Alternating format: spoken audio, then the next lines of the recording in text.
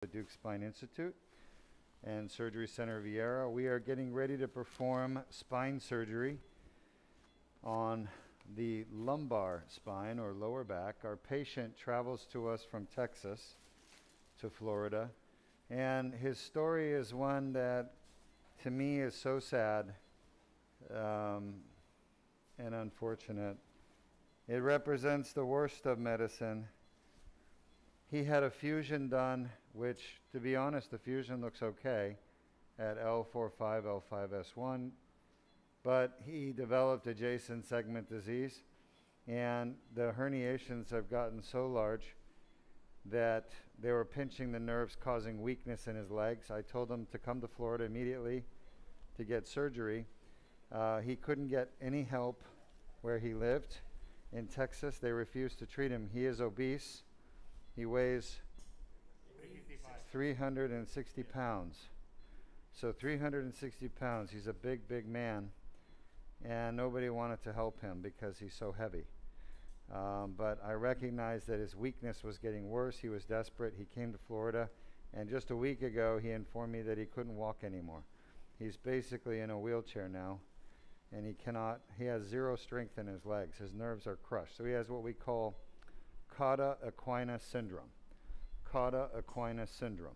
And it is an emergency condition. We're going to do our best to fix him. I told him because of his large size, there's a chance I can't do the surgery. He was aware of that. I told him there's a 10% chance I won't be able to do the surgery because he's so big. Because our instruments are designed for smaller people, you know, and there gets to be a point where they're too big and the instruments won't fit. And we have the biggest and best instruments, but he may be more than what we can handle. So he was prepared for that potential eventuality. So we're about to find out whether we can fix this problem or not.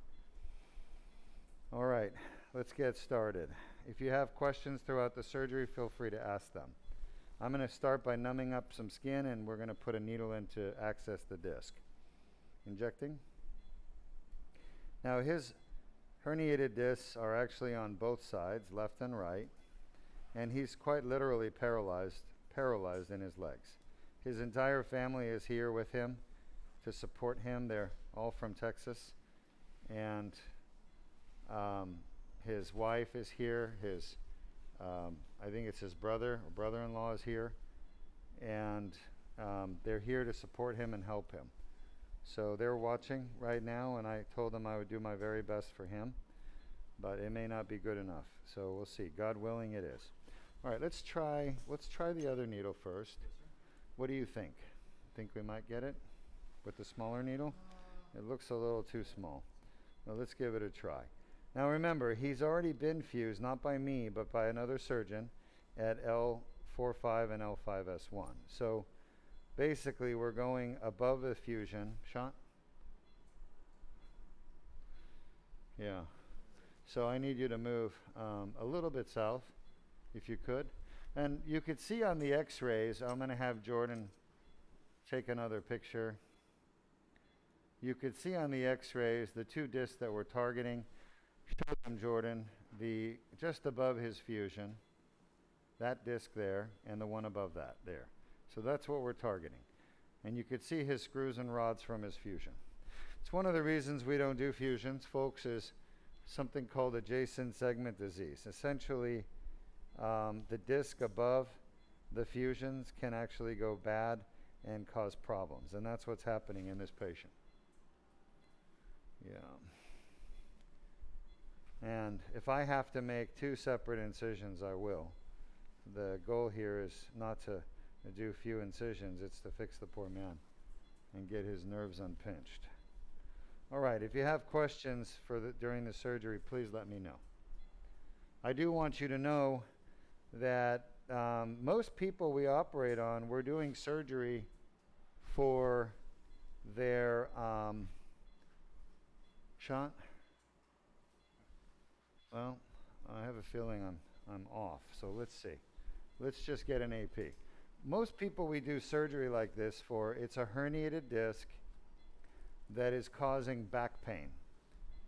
Our patient here has a herniated disc causing back pain, but he also has the same herniated disc crushing the nerves into his legs.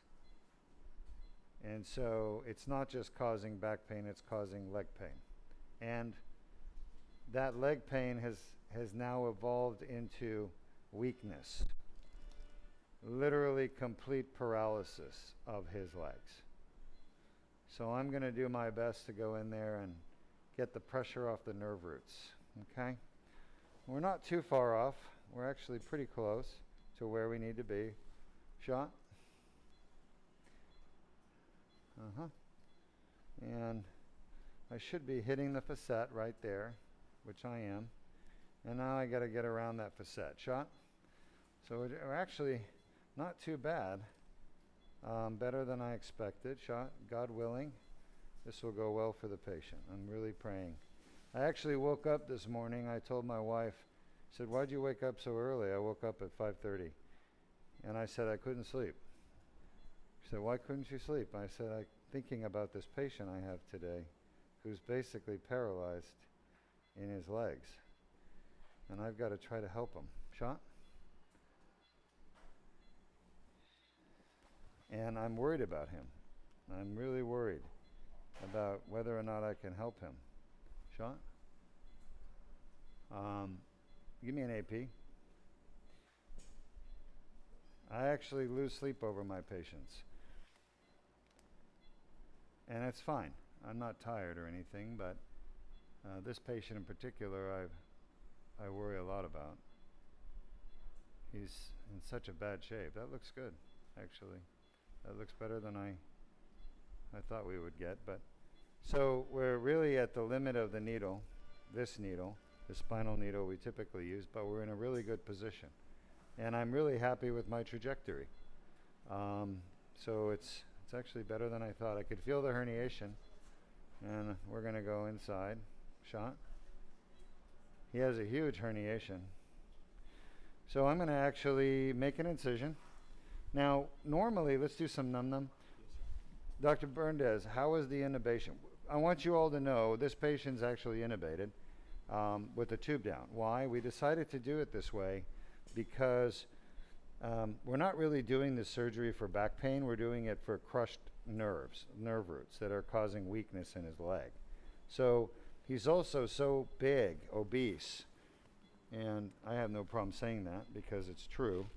But the size of this patient puts him at great risk for airway complications during surgery, which we really don't want.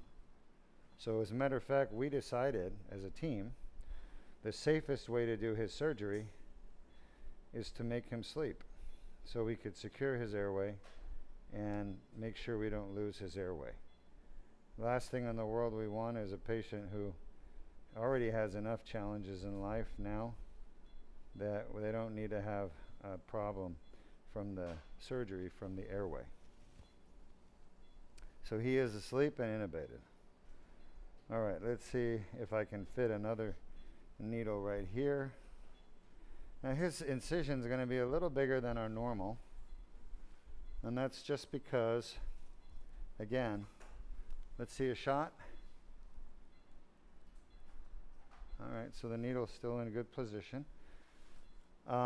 Let's do this. I've got an idea. We're going to do things a little different. I'm going to do the discogram and then the guide wire. I'm going to take this out so that we can actually have more room to put the next needle in. Because you can see the needle is so deep, it's tenting his skin because he's a big guy. So I'm going to do my discogram here. And I'm wondering before I do that if I should put the other needle first. So let's do the other side at L3-4. You ready, Jordan? I think you're okay. So I'm going to enter about the same level because it looks like a really good entry point. And I'm going to come in right around here. And shot. May want to be a little bit higher, it looks like. Shot. And I'm aiming for the same disc. Shot. Okay. Aiming for the same disc. and hoping that we can get there. Need to be a little bit more north. Shot. That's too much. Shot. Should be right around the facet, which, there it is. Shot. Perfect. Shot.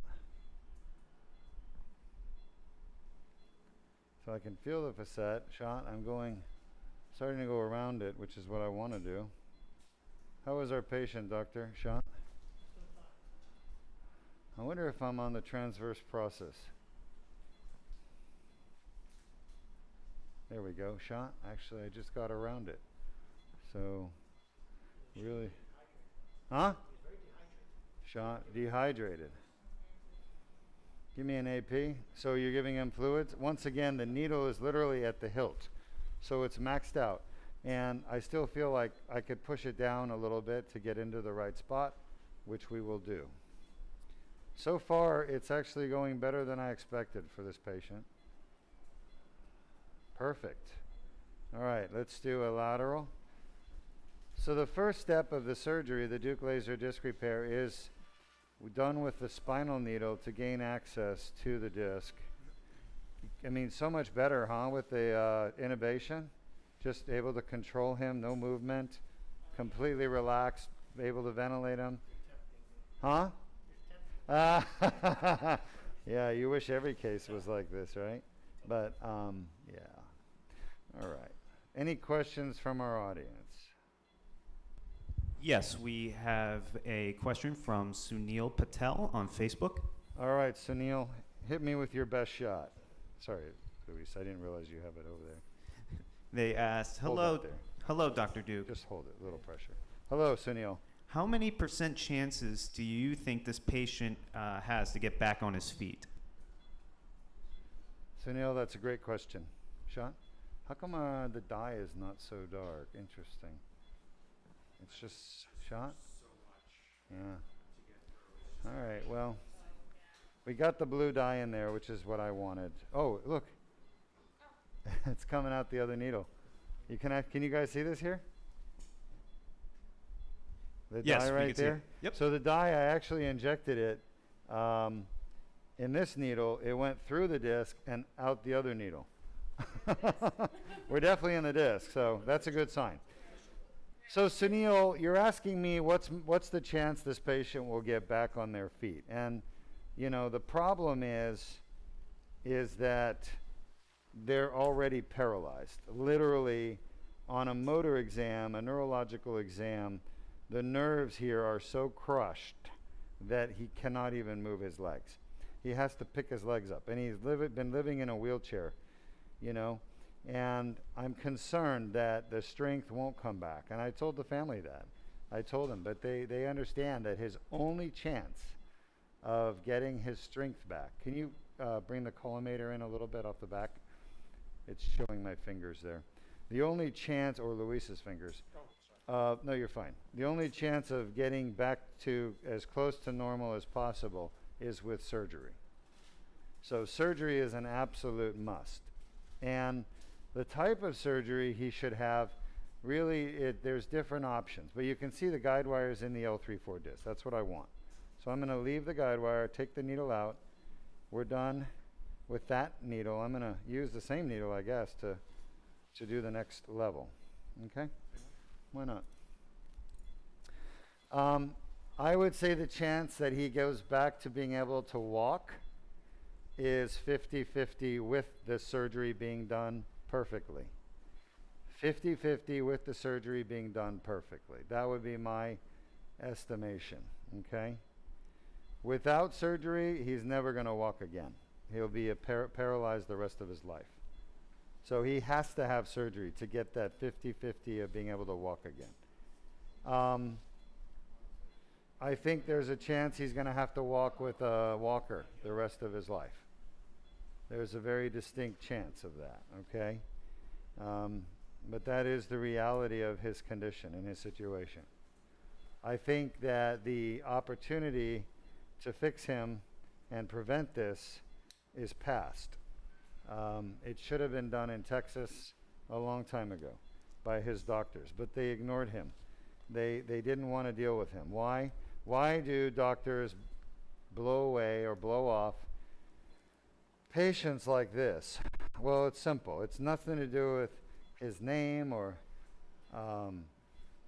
his ethnicity. It has everything to do with the fact that he's obese and that he's had back surgery before.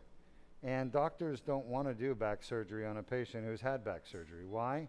Because they're not confident in their skills and their ability to help those people. Okay? I am extremely confident. Why?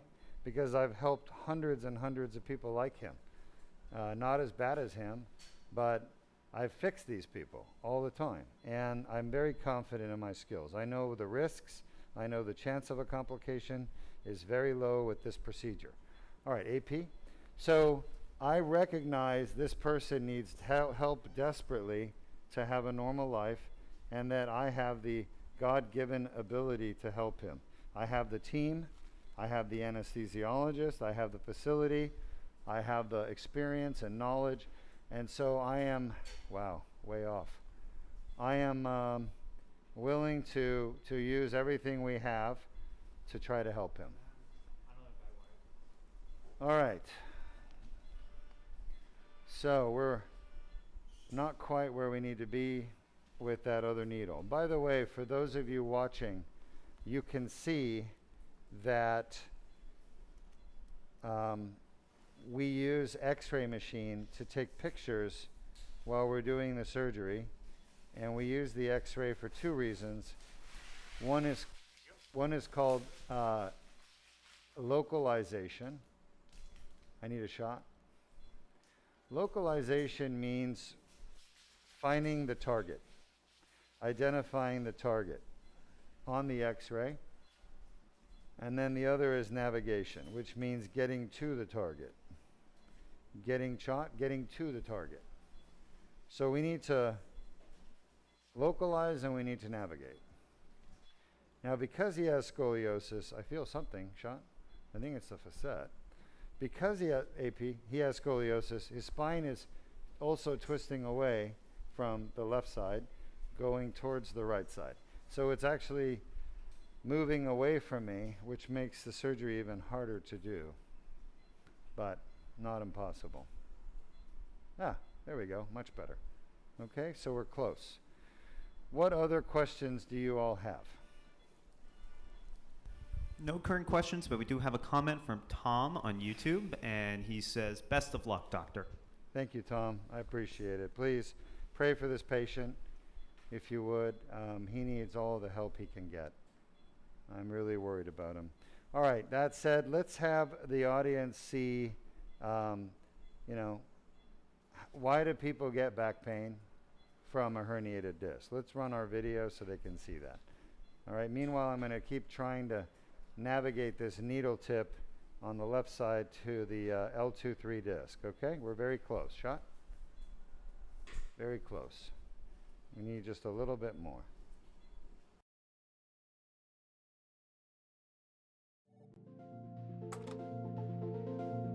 Traumatic injury to the disc can cause annular tears to form.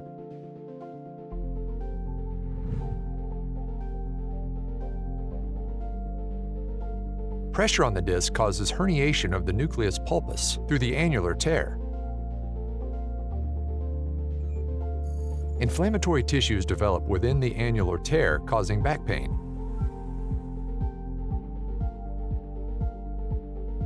The inflamed annular tear generates pain signals.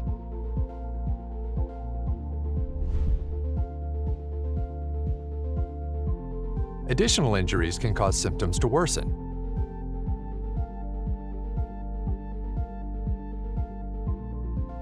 Inflammation from the annular tear can spread to nearby nerve roots, causing leg pain.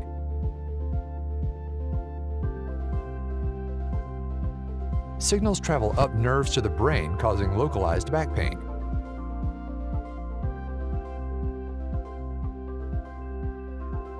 Pain signals reach the primary somatosensory cortex, causing conscious awareness of pain.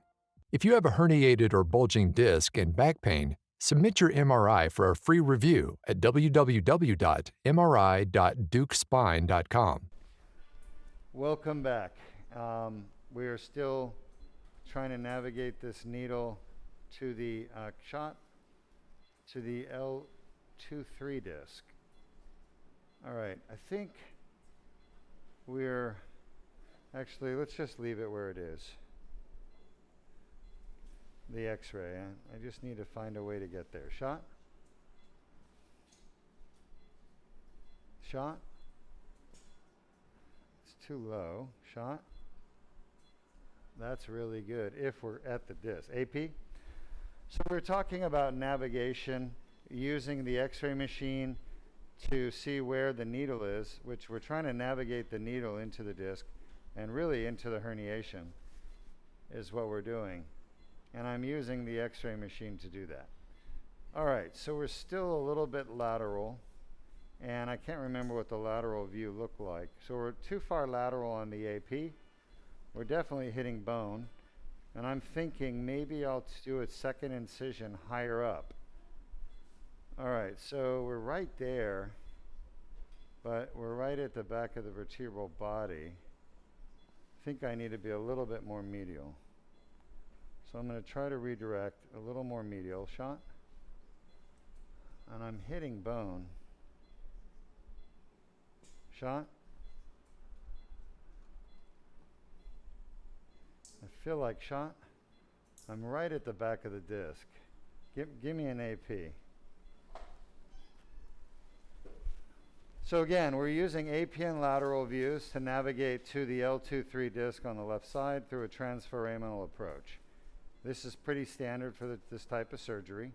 Once again, if you look at the needle, it's like I'm at the back of the disc, but a little bit lateral. I want to be a little bit more medial. I think I see what's happening. We're off on the orbit. That's what we're off on. We're about a degree off on orbit and about a degree off on WAG at L2. It's actually not bad. We're not bad. We're actually in pretty good position. There we go. See? That's better. Thank you. Shot. I feel the herniation now. Let's get one more AP, see where we are, verify. So if you notice, I use a lot of X-ray, back and forth, front, back, and side to side. I go back and forth between the views. And some surgeons like to use oblique views as well. So an intermediary view, that's perfect. We're in the perfect spot. So I'm going to enter the disc. What's wrong?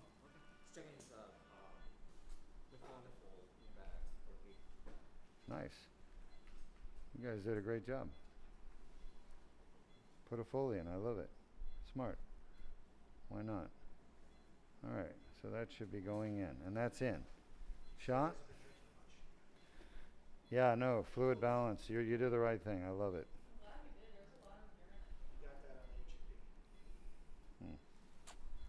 All right, well, we're going to put our guide. Do you have another guide wire?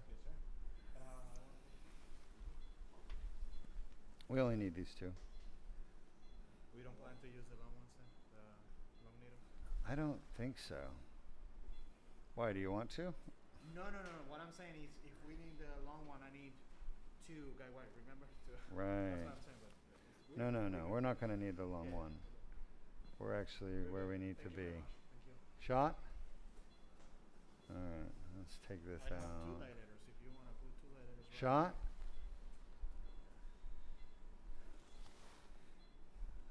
Shot?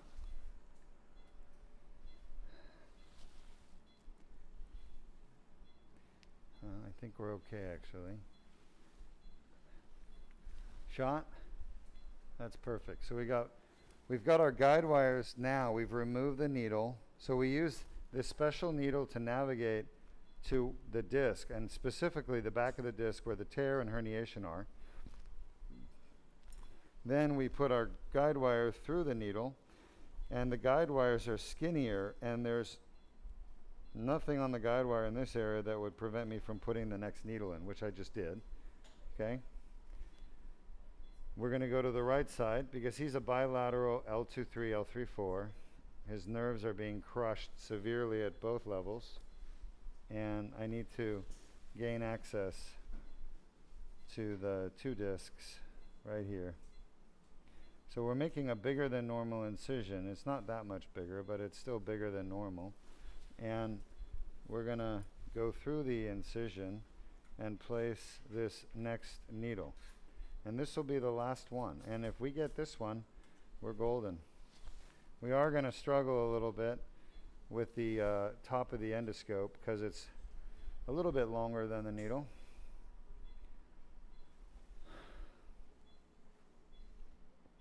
Shot.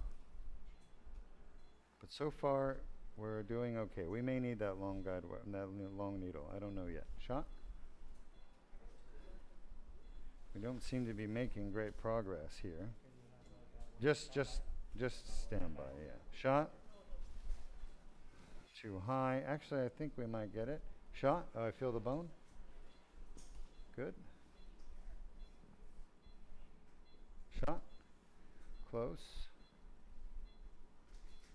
I may be on the transverse process. Let's do an AP. Oh, wait. Go ahead. Sorry, I forgot the guide wire was there. Any other questions? Are we back? Yeah, we've been back. We do have a question. No current questions, but we do have a comment from Bambi on YouTube. Yep. And Bambi said, it's by no mistake he is under your care today. He will walk again in Jesus' name. God bless you, doctor. Bambi, thank you so much for your prayers. I'm praying as well. I've been praying for him ever since I heard about his condition worsening too. And I know our whole team is doing our very best for him. Okay, I just got to get this one last needle in, and I want to do it just right. So let's see if we can make this happen. All right, let's see what we got. Shot. Okay, shot. Too high. Shot. Much better. Feeling better. Feels good. Shot. Still a little higher than I want it to be. Shot. That's looking better. Feel the bone. Shot. I've lost it now with the guide wire there. Shot. It's kind of hard to see the tip of the needle, huh? But it is lined up properly. There it is. It feels good. Shot. I think we're there. Shot. All right. I feel like I'm on the disc, but I have to verify that. You can't just rely on your feeling. Let's get another AP X-ray. So we're very, very close to where we need to be. As soon as I get this last needle in, we're going to be able to, yeah, it's perfect. There it is. Praise God. We did it. All right. At this point, we are where we need to be. The guide wire down below, I could even bring back just a little bit. Shot. Oh, go ahead and do a shot. Yep. All right. We're ready to enter the disc at L2-3. And I can feel the herniation. It is huge. All right. We're in the disc. We've done it. So the hardest part of the surgery we've been able to achieve the success. And I'm going to do a discogram. Remember, we're not doing an evocative discogram. We're doing a chromo discogram for the purpose of being able to visualize the herniations better. Okay, great. Great job. All right. Do we have another guide wire by any chance? I think it might be a good idea to place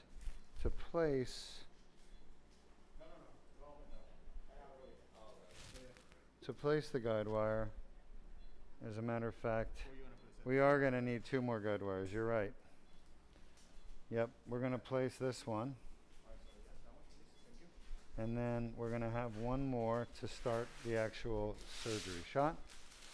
All right, so we've got guide wires in place, which are less bulky, by the way, than a needle. Because remember, the needle has that top of the needle. this area here, which kind of is competing for space where we need there to be enough space.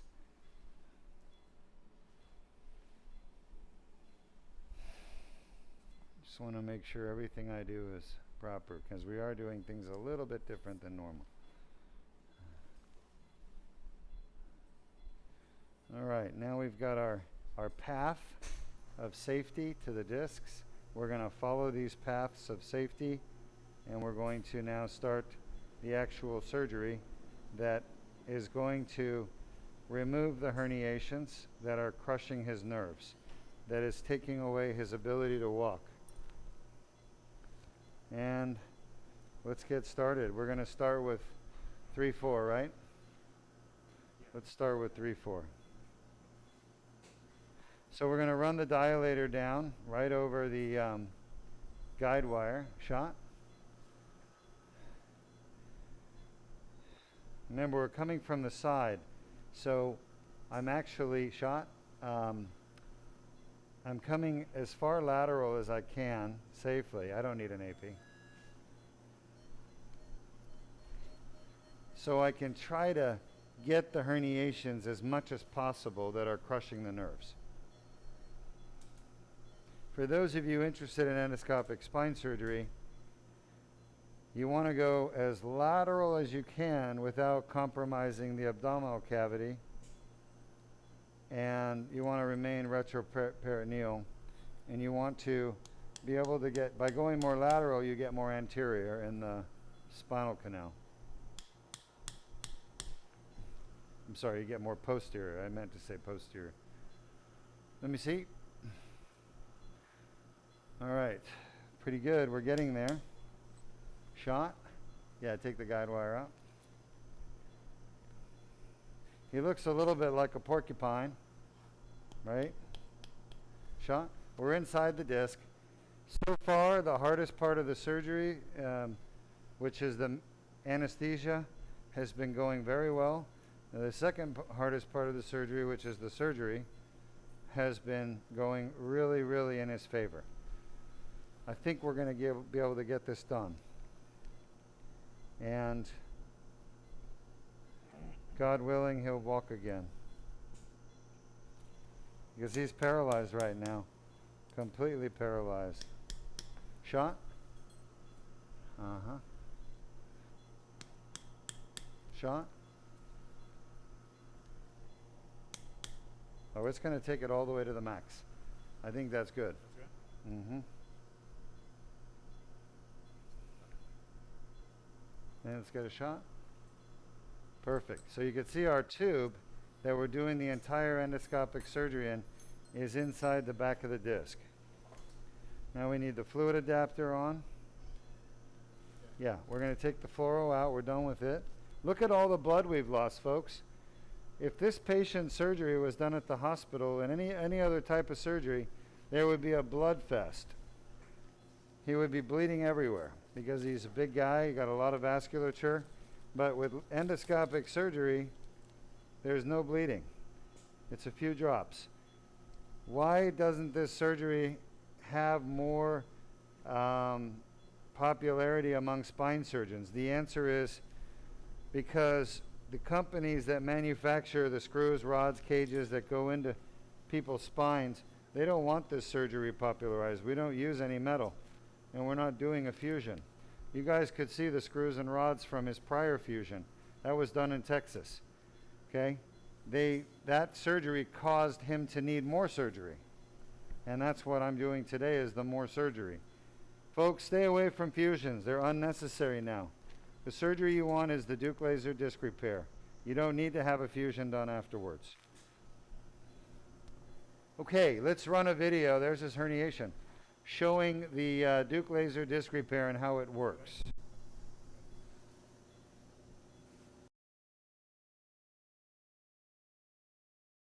Disc herniations are a common cause of chronic back pain.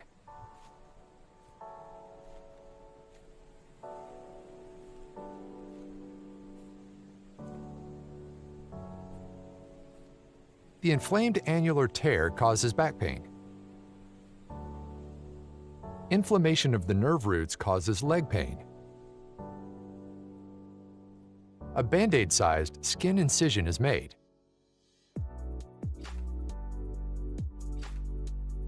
A small tube is inserted without damaging the bone or soft tissues.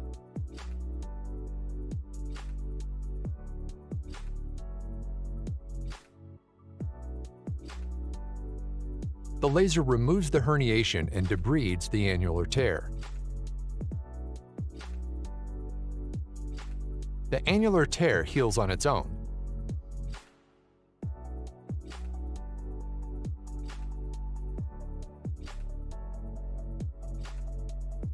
If you have a herniated or bulging disc and back pain, submit your MRI for a free review at www.mri.deukspine.com.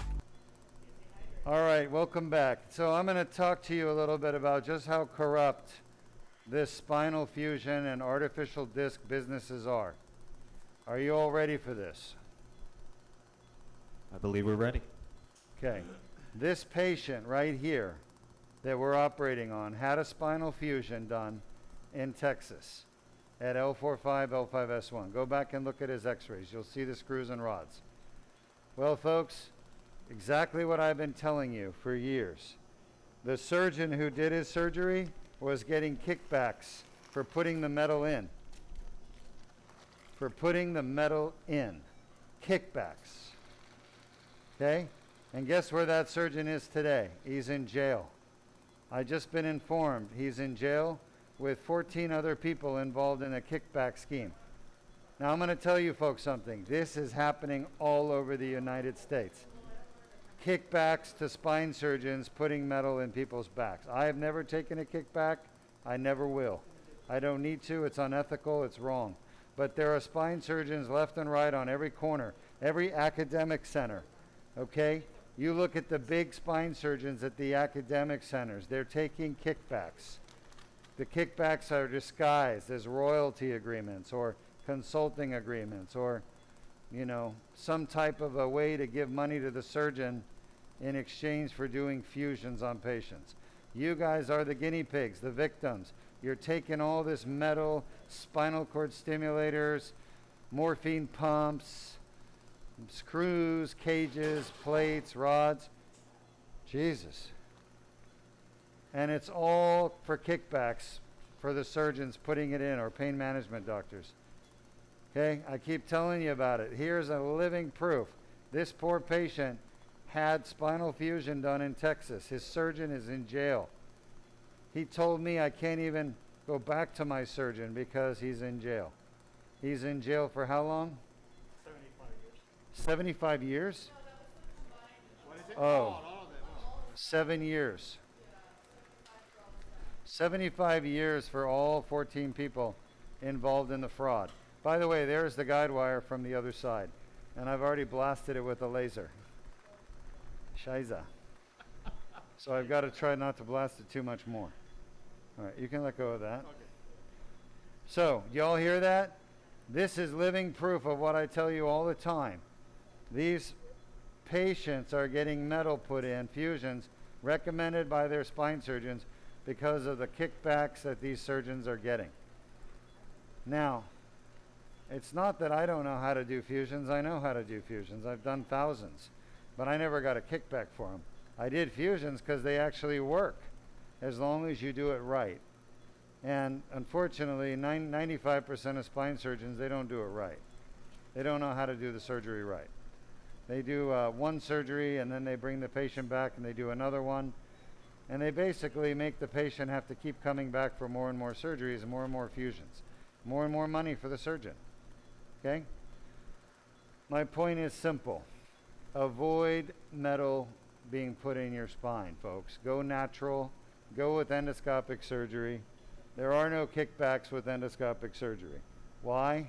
Because we're not putting any metal in your body. It's that simple. We're not putting anything implantable. Okay? It's pure, it's natural, and it works better than any fusion out there or any artificial disc out there. All right, so we were inside the herniation, and I could see there's a lot of it. And I'm trying to break it up into pieces and float it out. This is going to take a while. So if you have questions, this would be a great time to ask me questions. For those of you who joined late, this patient is paralyzed in his legs from his nerves being crushed. These nerves are being crushed by herniated discs above his fusion. He had a fusion done in Texas several years ago, like 3 years ago, and they did a fusion at L4-5, L5-S1. You saw the screws. Those screws were paid for in blood, okay? Bloodshed. The bloodshed of the patients. Paid for in bloodshed. So patients are getting screws put in by surgeons who are getting kickbacks from companies to put screws in because there's so much profit being made on these screws from a business standpoint. And this surgeon is now in jail, okay, serving jail time for basically bribery, getting paid to put screws in.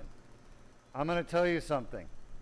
There's probably out of 6,000 spine surgeons in the United States, around 5,500 of them are getting paid kickbacks of one form or another. Be aware, his situation is not uncommon, okay? If you want to know the truth, just look at a paper, any paper published in a spine journal on spine surgery, and look at the author's financial disclosure. It's required nowadays. All publications have to have a financial disclosure by the authors of who they're getting money from. And it's required. Go look at the publications on artificial discs. Go look at the publications on fusions. And you'll see the authors' names have little symbols next to them. When you go and read about those symbols, it'll tell you what their disclosures were. And they're always getting paid kickbacks in one form or another to put metal in people's backs. And that's why we do our broadcasts, so we can teach people that you don't have to have metal put in you. Don't trust your surgeons so blindly. Find out, do they get kickbacks? Ask them, do you get any kickbacks? Okay, this patient's surgeon was getting kickbacks and he got caught. And now he's in jail. So when this patient needed help for his back, who was there to help him? Well, Deuk Spine Institute was. That's why he's here. But his own surgeon is not, because he's gone. Can't operate too well from federal prison. The article was crazy. They asked the officer at the hospital to comment, and he said that we just needed more bodies on the table. I guess. Really? Yes, that's what it said. So I'm getting feedback from the article from the surgeon. If you want to look up the name of the surgeon in the internet, his name is Dr. Sean what? How do you spell the last name? Henry. Henry. Dr. Sean Henry. Dallas, Texas. Is he a neurosurgeon or orthopedic? We don't know if he's a neurosurgeon or orthopedic, but Dr. Sean Henry, Dallas, Texas. Google him and you'll see that was the original surgeon for the patient I'm operating on today.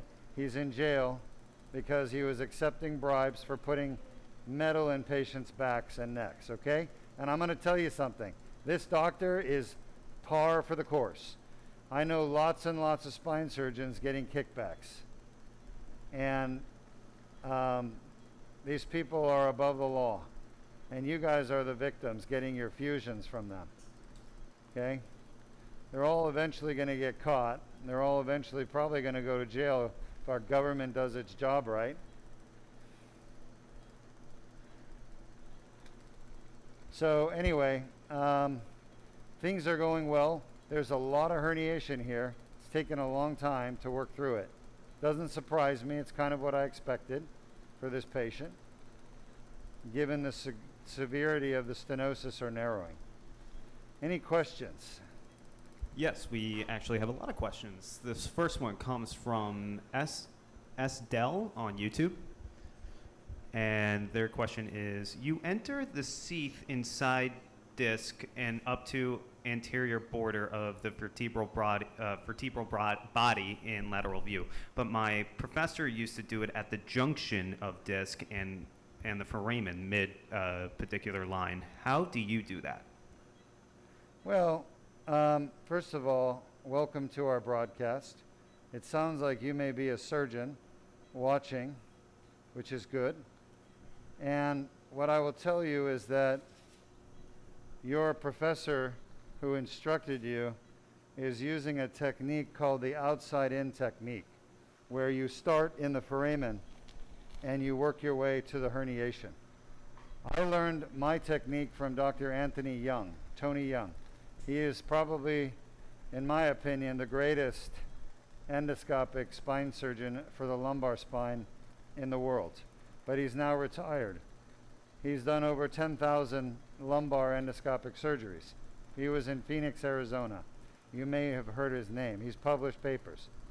Anyway, Dr. Young taught what's called the inside-out technique, where we start inside the disc and work our way backwards to the foramen. It's a much safer technique. It's a technique that I've used for years, and I would not use personally your technique from your professor. I think it's dangerous and results in a higher complication rate. There's also benefits to doing the inside-out technique that I use, that I was taught by Dr. Young. And there are many other endoscopic surgeons that use this technique, the inside-out technique.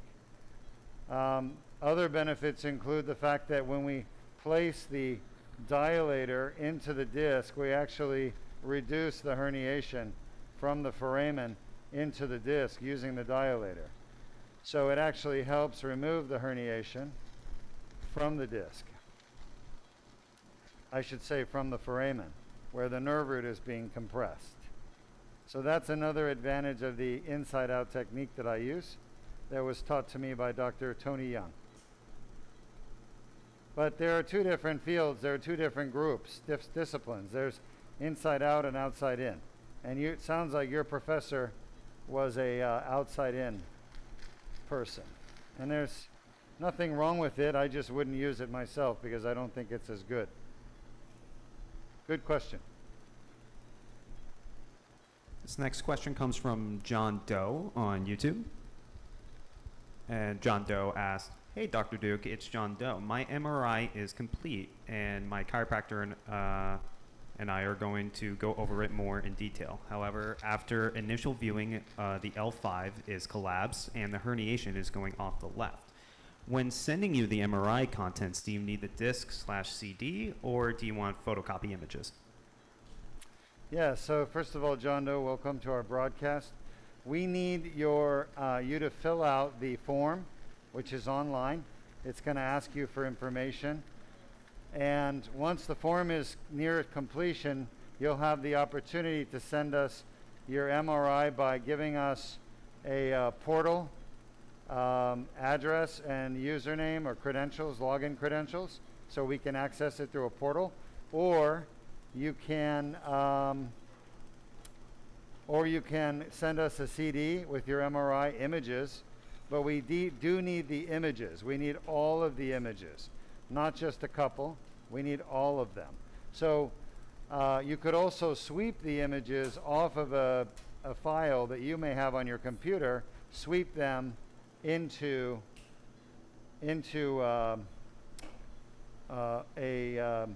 the website. We can accept those DICOM images. They're all DICOM images. So you have several choices. You have three choices. One, sweep your DICOM images onto the portal, and then we'll put them into our PAC system and be able to view them. Or two, send us a CD with the images on them, as well as your report on the CD, which is actually, it's really the easiest way to do it, as long as you can get a CD from the MRI center and send that to us by mail. And then the final option, as I said, was a portal with login credentials. And remember, portal login credentials usually expire after a certain amount of time, usually 72 hours or so. Okay? But any of those formats is fine. and I look forward to trying to help you out. But listen, a lot of people ask me, can this surgery work for degenerative disc disease? The answer is yes. And the reason is simple. It's not the degenerative disc that's causing the symptoms. It is the annular tear that causes the back pain and leg pain. This patient is exceptional in that his herniations are so big. They're literally like the size of Mount Everest, you know, for herniations. On a scale of 1 to 10, size-wise, they're 10s. And they're literally crushing his nerves. So that's why he's not really a annular tear, you know, back pain kind of patient. He's more of a, I'm paralyzed, my nerves are crushed, I need you to unpinch them. So it's very rare that we ever see patients like this, thank God. Most people get their discs fixed before they get to that stage. All right, our next question comes from Gorov on YouTube. Apologies if I pronounced that wrong. And their question is, hello, Dr. Deuk. Love how good you are at your work. How is the Deuk laser disc repair different from the laser endoscopic discectomy that is offered in other clinics? I get that question a lot. Nobody in the world does the Deuk laser disc repair. And we do an annular debridement, which is what you're seeing done with a laser. Most other clinics that advertise they do a laser discectomy, they don't even use the laser. So they lie to you and tell you they have a laser when they really don't. I've heard of this many times. For example, Laser Spine Institute used to tell people that they Laser Spine Institute, right? But they never use the laser. How do I know this? Because my friends who are surgeons work there. And they told me that the laser was just used in the name. It was a marketing gimmick. So, that said, you see this laser? There is no gimmick here. We use the laser every case, and we use the laser 99% of the time to do the surgery. Show me the videos of the other places, and let's see if they even use a laser, or do they just lie to you and tell you they do. There's a lot of scammers out there, so that would be number one. Number two, Deuk Spine Institute treats the source of the pain. Other laser centers don't. They actually don't know what the source of the pain is. That's why people go get surgery and they still have pain after the surgery, because the doctor didn't properly identify the source of the pain. So you're not just getting the most advanced endoscopic surgery in the world at Deuk Spine, but you're getting the surgery done at the right place. There's so many centers that don't do the right surgery. I have patients all the time coming to us saying that they went and had surgery done on their disc, and they actually had 2 or 3 discs that needed surgery, but they only had 1 done. And they were told by the surgeon that they should come back and get more surgery in the future. Well, why would you want to do more surgery in the future? I don't know any person that wants to have more than 1 spine surgery, do you? I mean, do you know of anybody? Right? So the problem is when everyone's doing the wrong thing for patients, doing multiple surgeries so they can make more money off the patients, then does that make it right to do that? I don't think so. I think it's unethical. So at Deuk Spine Institute, by the way, this is all herniation here. At Deuk Spine Institute, we don't do multiple surgeries intentionally. We do 1 surgery with the goal of fixing the pain and curing the patient. However, sometimes people have obviously more than just a disc causing their pain. And they may have a facet joint causing their pain, in which case we have to do a facet treatment. Or they could have a torn muscle in their buttock called the piriformis, and we have to go and do a piriformis treatment. The point I'm trying to make is simple. You don't come to Deuk Spine Institute just to get the Deuk laser disc repair. You come to Deuk Spine Institute to get the right treatment. Okay? Think about it this way. Let's pretend you are in your house and you walk into your room and you find a baby rattlesnake. Okay? A baby rattlesnake, a baby poisonous snake. And you call up your poisonous snake remover, and they come and they say, okay, we looked at your house, and we see you have 5 poisonous snakes in your house, but we're going to take this one, and we'll get rid of it for you, and we'll be back. We'll be back in a few months, and we'll do the second one, and then we'll be back in a few months and do the third one. Are you going to want that? Because that's really what your spine surgeon's doing when they say to you, well, we'll fix one disc, and then we'll come back and fix another disc in a few months or a few years. Why would anybody want to go through a second surgery? Deuk Spine Institute does the whole surgery, all the discs at one time. So, number one, make the right diagnosis and do all the treatment at one time. That's what we do. Hey, how are we doing on irrigation? And number 2, we're really out of irrigation. Come on, you guys got to stay on top of that. Laser off. Let me have the grabber. We're getting close to the end of this disc, and it's been going on for a while because the herniation is just so big.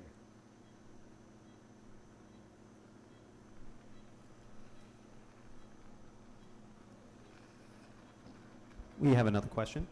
Yeah, sure. This comes from Ronald Shepard on YouTube. Hold the, yeah. Sure. And they asked, when are you going to have some of the people that had the surgery come back and talk? I can't wait to see follow-ups to hear how everyone is doing in 6 months.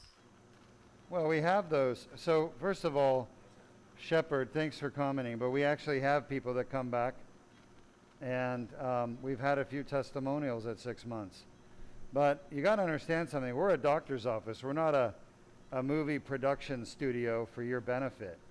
I mean, how many doctors have you ever seen that have shown you a patient after 6 months that they treated and they're doing great?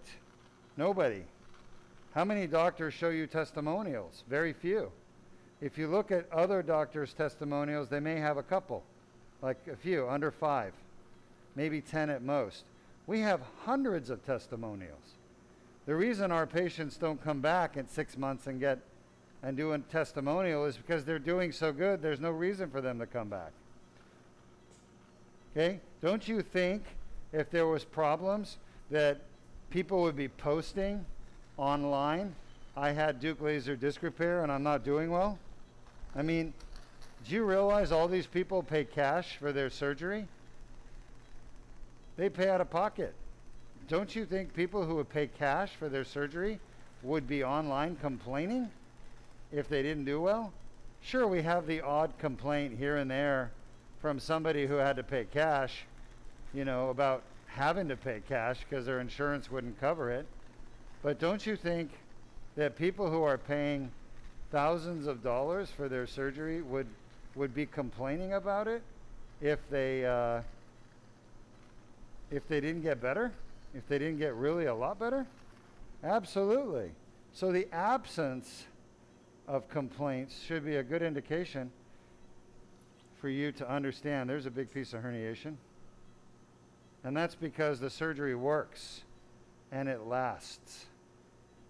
And yeah, we're not going to be calling our patients and asking them to come back and do testimonials. These are busy people. They have lives.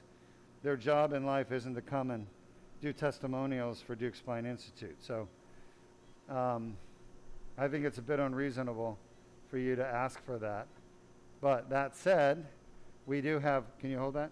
We do have publications that we've shown the results of our surgery to other neurosurgeons and scientists, and they have published our results. So that's called peer review publication. And peer review publication is really the standard today for proving something works. I'll tell you, we have, for the lumbar, this surgery in particular, we did a study where we looked at any patient that had it done more than 5 years ago,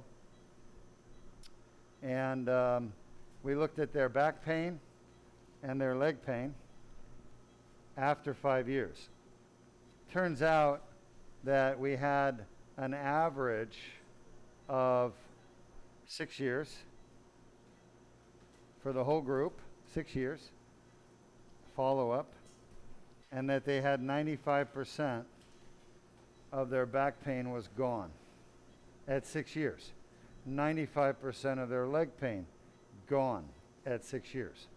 So show me one other surgery, any other surgery for the back, any procedure in the medical literature that has a 95% elimination of back pain and leg pain at 6 years average follow-up. There is none. That's the best result available in the world.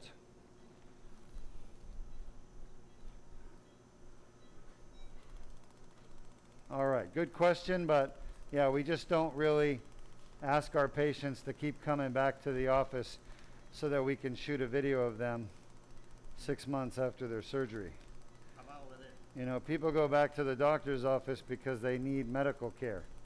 Our patients don't come back because they're doing so well.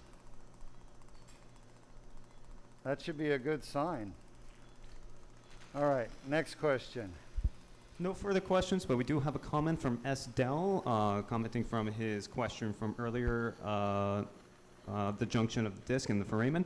He replied, Dr. Deuk, my professor told us that he was doing inside-out technique only. His needle and dilator entry was the same as yours, but the difference was the sheath entry only. Thank you for your explanation.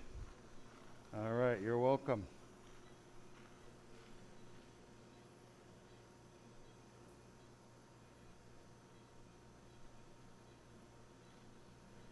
All right, a lot of herniation here, a lot. Man.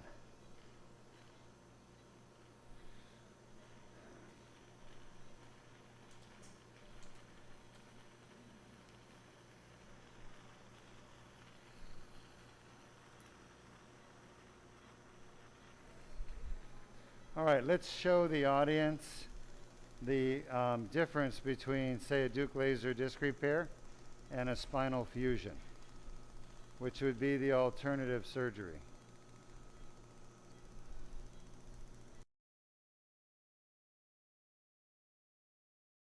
Deuk laser disc repair, a comparison with traditional spinal fusion surgery. A patient with chronic back or neck pain originating from a symptomatic disc injury could undergo either traditional spinal fusion or less invasive Deuk laser disc repair. This MRI represents a typical case with L4-5 and L5-S1 symptomatic discs.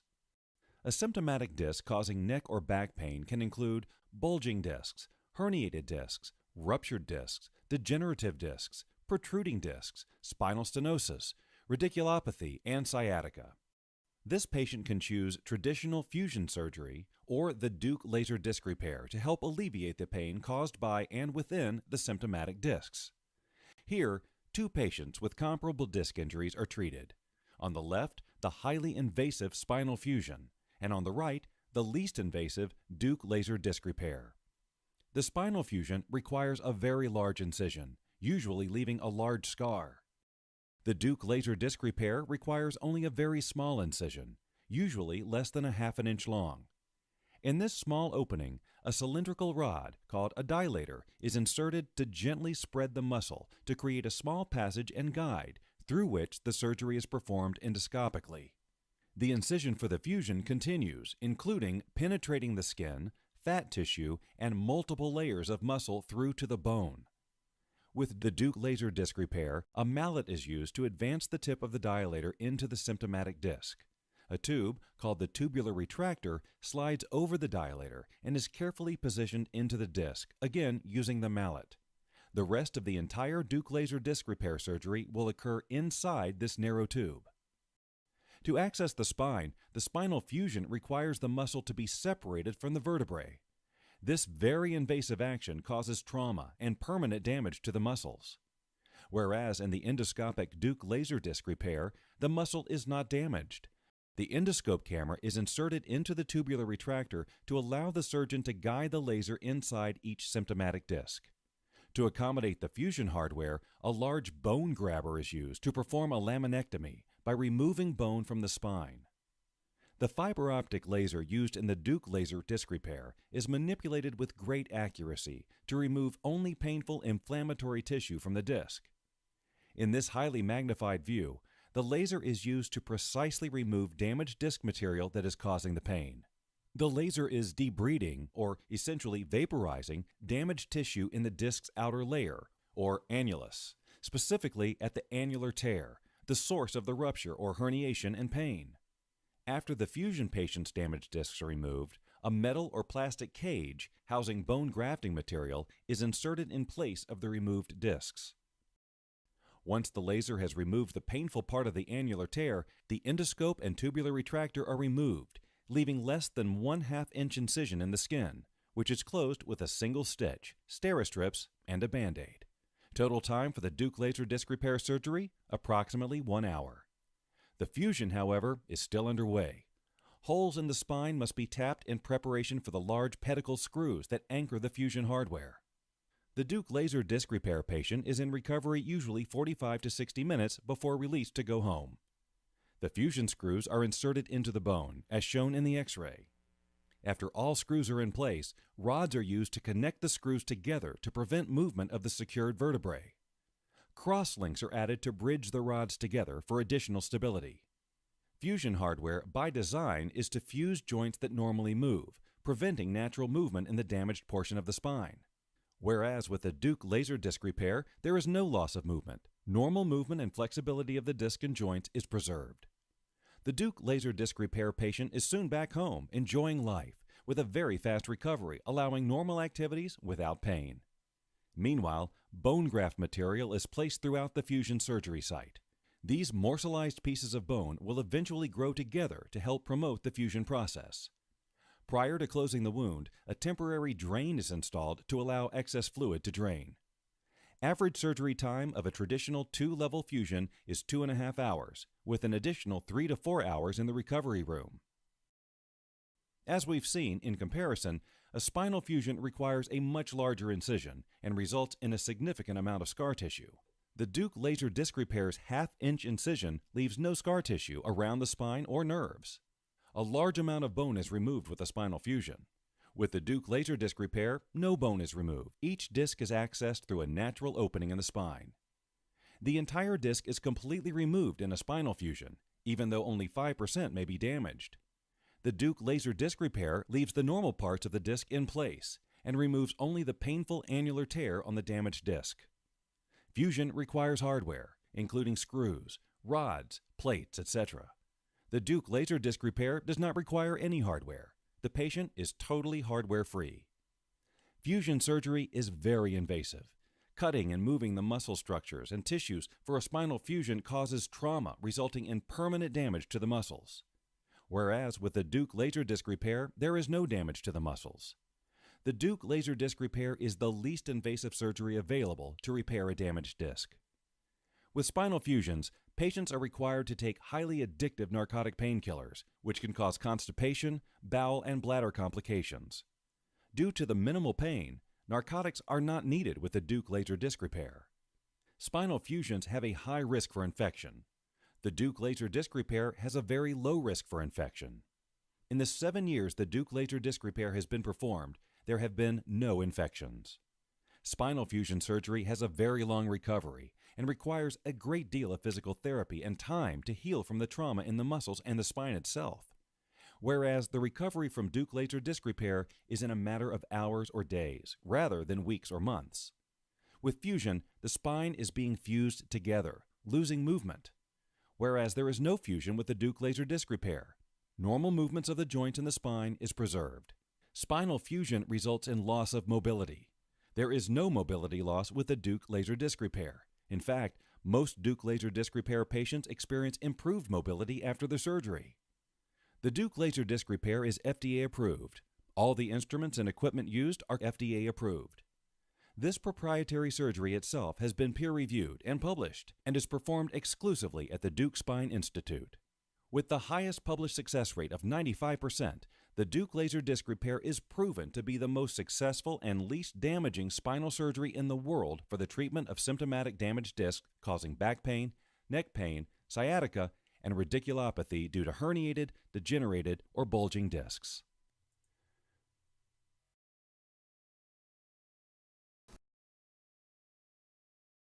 You've seen now how the Deuk laser disc repair is much better than spinal fusion.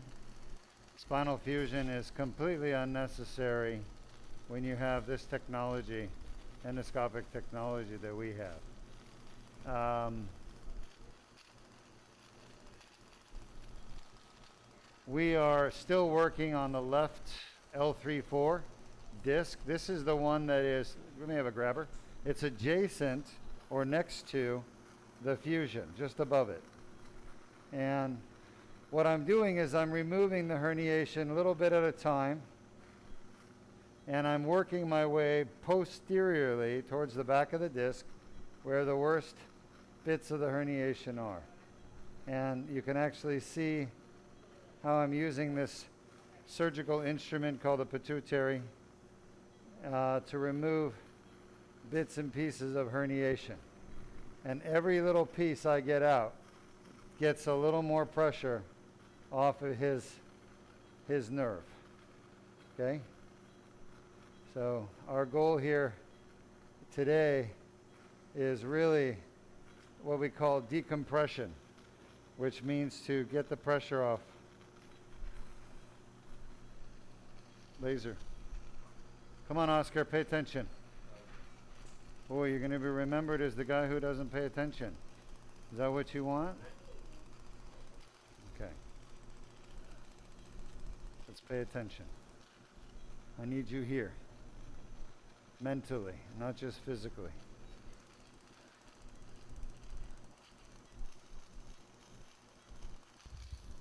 We have a few questions.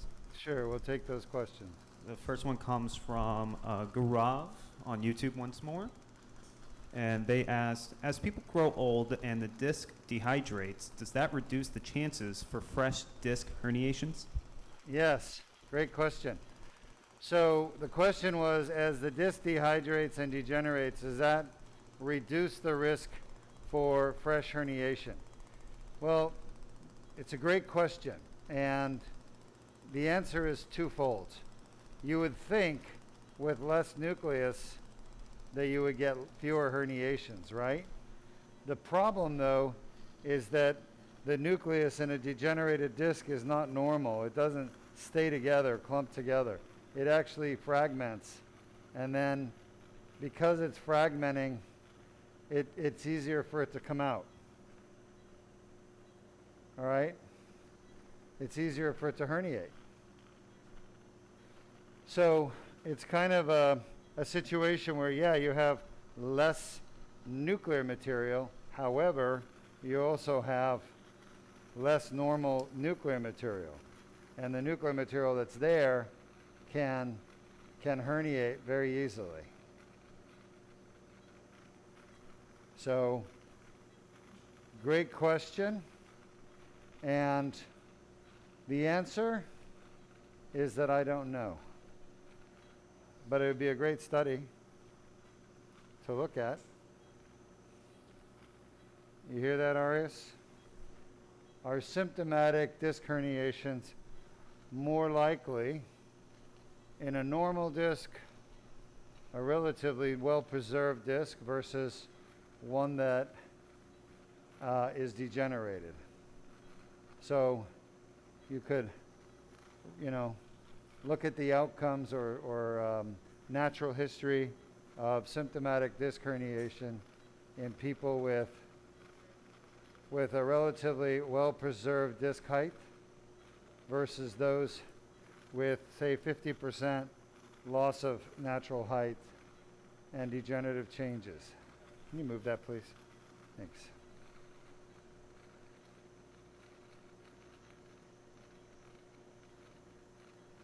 These are all pieces of herniation I'm trying to remove. And like I said, disc herniations are not one event, they're multiple events. Great question. We have another question. Yep. This comes from Ronald Shepard once more on YouTube. And they ask, if out of state, can this be submitted to our insurance, or is this pretty much an out-of-pocket procedure? Yeah, great question, Mr. Shepard. I don't know what insurance you have, but we handle everybody the same way. That is, we don't have a contract with your insurance, unless we do. And if there's no contract, then they can basically not pay. And they'll worm their way out of paying. So remember, ultimately, payment for medical care is the patient's responsibility. You've got to pay for your medical care. And you hope your insurance will cover it. Now, your insurance may have doctors or hospitals it's contracted with, in which case they have to abide by the contract and pay. However, when a facility like ours doesn't have contracts, then your insurance may not have a contract with our facility. In that case, we cannot do surgery hoping your insurance will pay, hoping and praying. Because one thing we've learned about insurance companies is any opportunity they get to not pay, they'll take it. Now, they leave the doctor holding the bag or the patient holding the bag, right? So what's the number one reason in the world, my friend, for, in the United States, I should say, for bankruptcy? Do you know? Unpaid medical bills, okay? The number one reason Americans claim bankruptcy, and this has been true for 15 years, is unpaid medical bills. So why would you claim bankruptcy? Well, the hospital's trying to get paid, and your insurance didn't pay. So when the insurance doesn't pay, they come to the patient.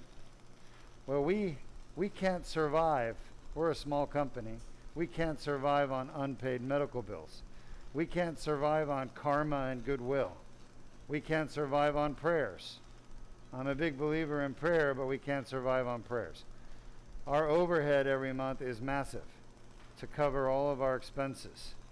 And somebody's got to pay that besides Dr. Deuk Majin. You know, last time I checked, the rich people of the world did not make a donation to Duke Spine to take care of the people with bad insurance. But we've been asking them, but it's maybe time patients start asking their insurance companies to pay for medically necessary care and not blame the doctor who did the surgery or the facility that did the surgery. So to answer your question, everybody that has this surgery, unless they have a contract with us, they're going to be paying some amount of money out of pocket. And we will bill the insurance, unless it's Medicare, who will not pay for the surgery, by the way. And in that case, you'll pay some amount up front depending on how extensive your surgery is going to be, right? So easy surgery, less money.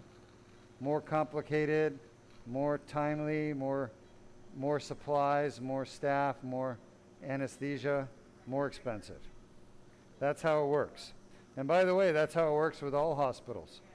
Hospitals usually will charge for a surgery based on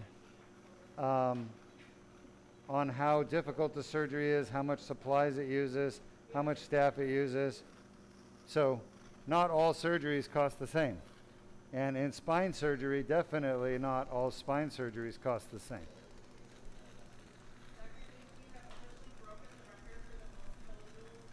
Yeah, we're going to be doing that. Yeah, thank you. That's fine. So, I hope you understand what I'm saying. We cannot survive off people claiming bankruptcy and not paying their bills. And if the insurance company doesn't pay the bill, well, somebody's got to. And that's the patient who's getting the benefit of the surgery. So that's why everybody is going to pay something out of pocket for their surgery unless we have a contract where they don't. And we do have insurances that contract with us. to where the patient doesn't have to pay. Okay? Man, it is bad. We've cleaned out probably 90% of the herniation. I'm just trying to get the last bit that's sitting at the roof. Fine. Thanks. I think I've done almost all I can. Let me just look around a little bit. That's where the herniation was. We've gotten rid of, like I said, 90% on this side. And I'm just going to fish around a little bit more.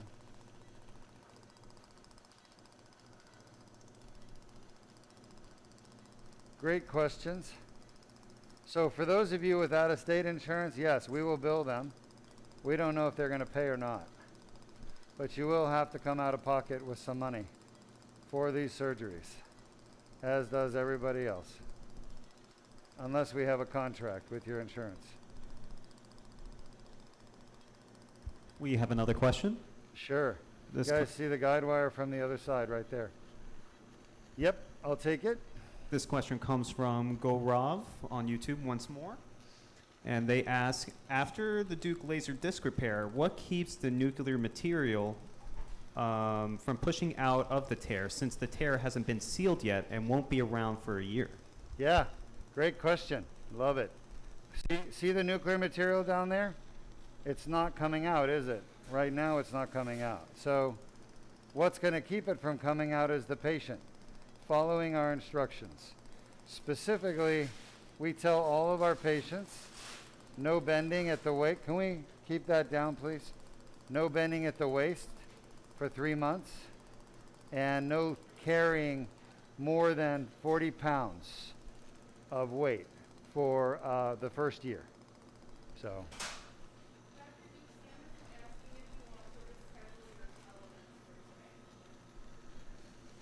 No, I think we should try to get some of them done. Just let them know that it may be delayed a little bit, but that we're going to do our best to get them done.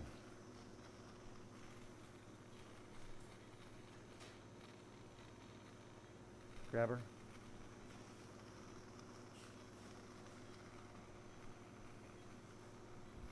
We have another question. Yep. This comes from Sujoy on YouTube. And Hello, Sujoy. And they ask, Dr. Deuk, can you please show us the exiting and transverse nerve and orient us about the endoscopic anatomy? I'll do my best. So the traversing nerve is up there at 12 o'clock in that fat, and we don't expect to see it because we're not that medial. The exiting nerve root would be to my left at 9 o'clock. I don't know that we'll see it, but let's take a look. It's going to be in that fat right there. Now there's still a little bit of herniation there. Let's see if I can get that. So the answer is you can't see it in this patient because the amount of fat in the foramen. Hold it. And we're not medial enough to see the traversing root. We have too much fat to see the exiting root. But the exiting root's going to be over there. Let's see if I can get any of this material. If any of it's loose, herniation.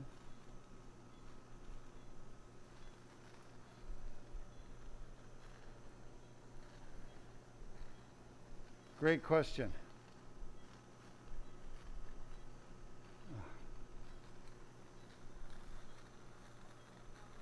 I think I've done all I can on this side.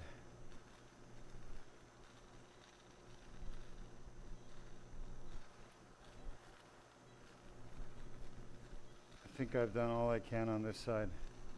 So I'm going to come out of this side and we're going to go to the other side. But basically your traversing root is right there, underneath that fat. Scope up, please. You want to do this one? Same level? Yeah. I mean, that's why. Let's irrigate. Yeah, yeah. So I took out a lot of pieces, but they're all small. But if you add them all up, I think it's substantial. There's a little bit of betadine. We use betadine to clean the wound to minimize the risk of infection.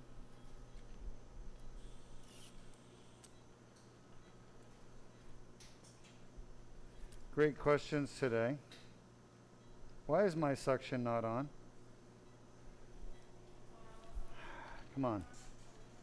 Maybe it's full. I doubt it. Why would it be full? Maybe, yeah, maybe you're right. Because it's sucking from the bag. Yeah, it may be sucking from the bag, that's why. Yeah, because we've been there for a while.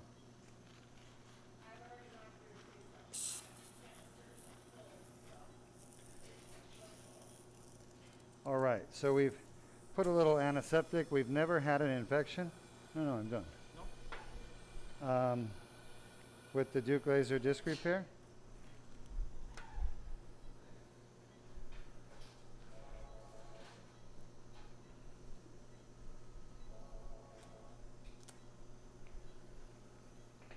You want to finish there or you want I want to finish. What do you mean? that side or you I want to do this side. this one? Okay. Yeah. And then I'm going to switch sides. Come on in, Jordan. Everything okay? Crystal? Everything good? Watch the needles. Watch the guide wires, I mean. Come on in, Jordan. All right, so we're done with one side of one disc, which took a long time. Far longer than normal because there was so much herniated disc. We're going to work on the L2-3 next.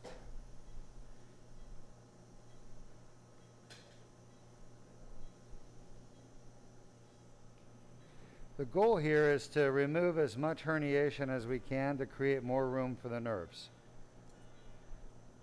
If the nerves have more room, then they won't be crushed as much. If they're not crushed, well, then they have a chance of healing. Ah, fuck. You're kidding me. Shot?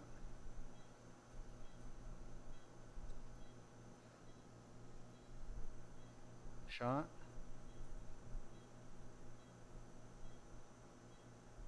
Let's get an AP. How the fuck did that come out? My guide wire moved a little bit backwards, so I have to check its positioning.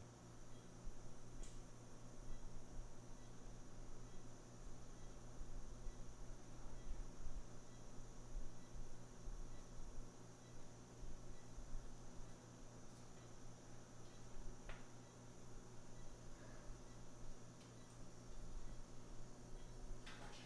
to throw the needle? We're gonna have to. Fucking unbelievable. Yeah, should work. No, like Where's the stylet? I know. Oh, okay, I You know see. what I'm saying? Yeah. Yeah, I understand. Wash your finger. I got it.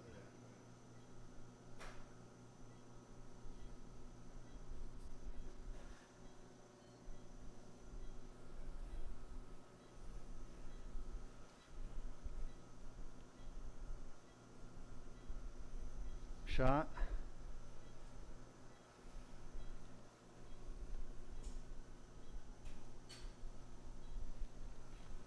Let me have the stylet. Yes, sir. So our guide wire pulled back and I'm not happy with its position. So I'm gonna have to relocate it by using the needle once again. I could just stick it in there and hope it's in the right place, but that usually doesn't work out too well for the patient. Shot.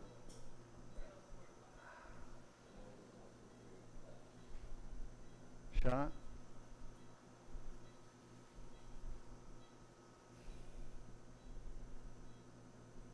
Shot. AP. So when we were messing around doing the endoscopic procedure, we probably caught on the guide wire a little bit, somehow pulled it out, just enough that it came out of the disc. All right, that looks good. hold on.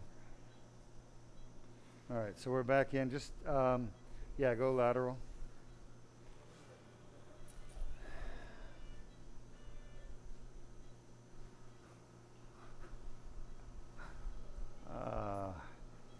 I knew this case would be hard, but it's hard now for other reasons other than just the size of the patient, the amount of herniation. It's hard for a variety of other reasons, including these guide wires are struggling as well. Okay, let's go ahead and get our dilator down, and we'll start the next disc, which is the L2-3, left side. How is our patient, doctor? Shot? Let's get the mallet. Okay, good. So we're now at the back of the L2-3. We're going to enter this disc. Shot. A lot of people don't like the hammering. He's moving. I need him still. Shot. I think he just coughed, that's all. Go ahead. Yeah.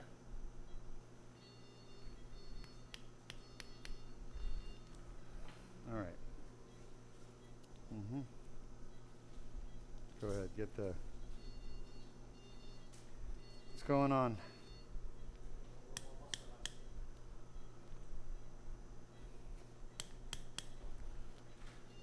A little more. Shot? That's good. All right.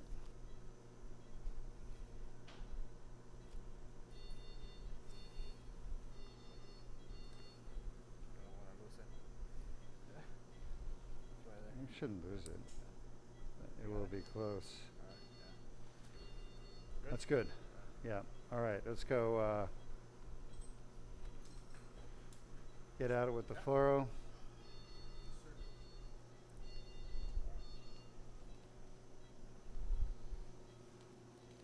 Scope on, please. Thank you.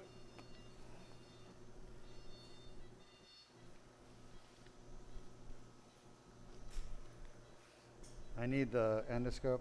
Endoscope in the center, please. Thank you. Oh. That blue is a bit washed out on the TV monitor up there, huh?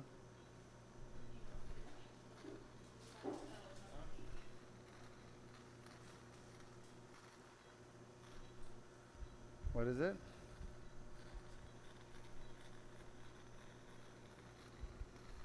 We have a couple more questions. Yeah, sure. This next one comes from Andreas Para on YouTube.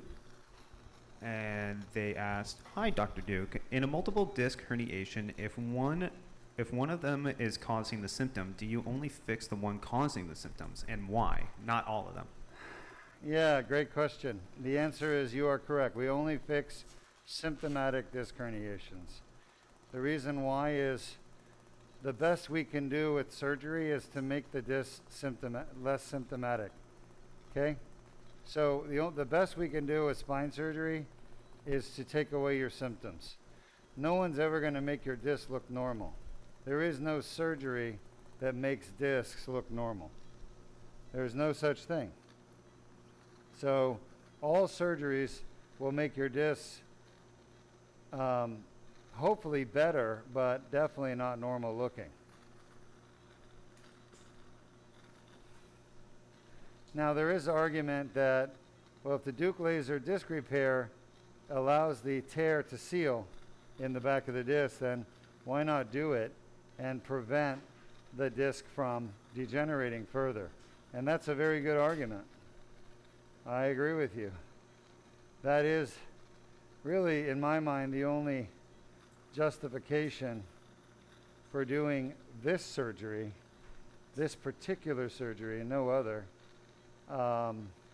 in that you're trying to preserve as much of the natural disc as you can by eliminating the source of degeneration, which is the inflammation happening in the back of the disc, causing the degenerative disc disease.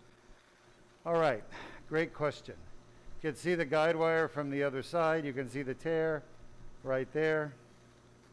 And we're going to start removing this herniation with the laser. You're welcome to keep asking me questions. I'm happy to answer them.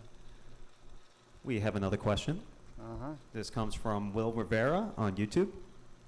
And Will asks, Dr. Deuk, hello to you and your team. Question, what's your take on microdiscectomy? All right, Will, great question. What's my take on microdiscectomy? In one word, horrible procedure. Horrible. I would not get a microdiscectomy.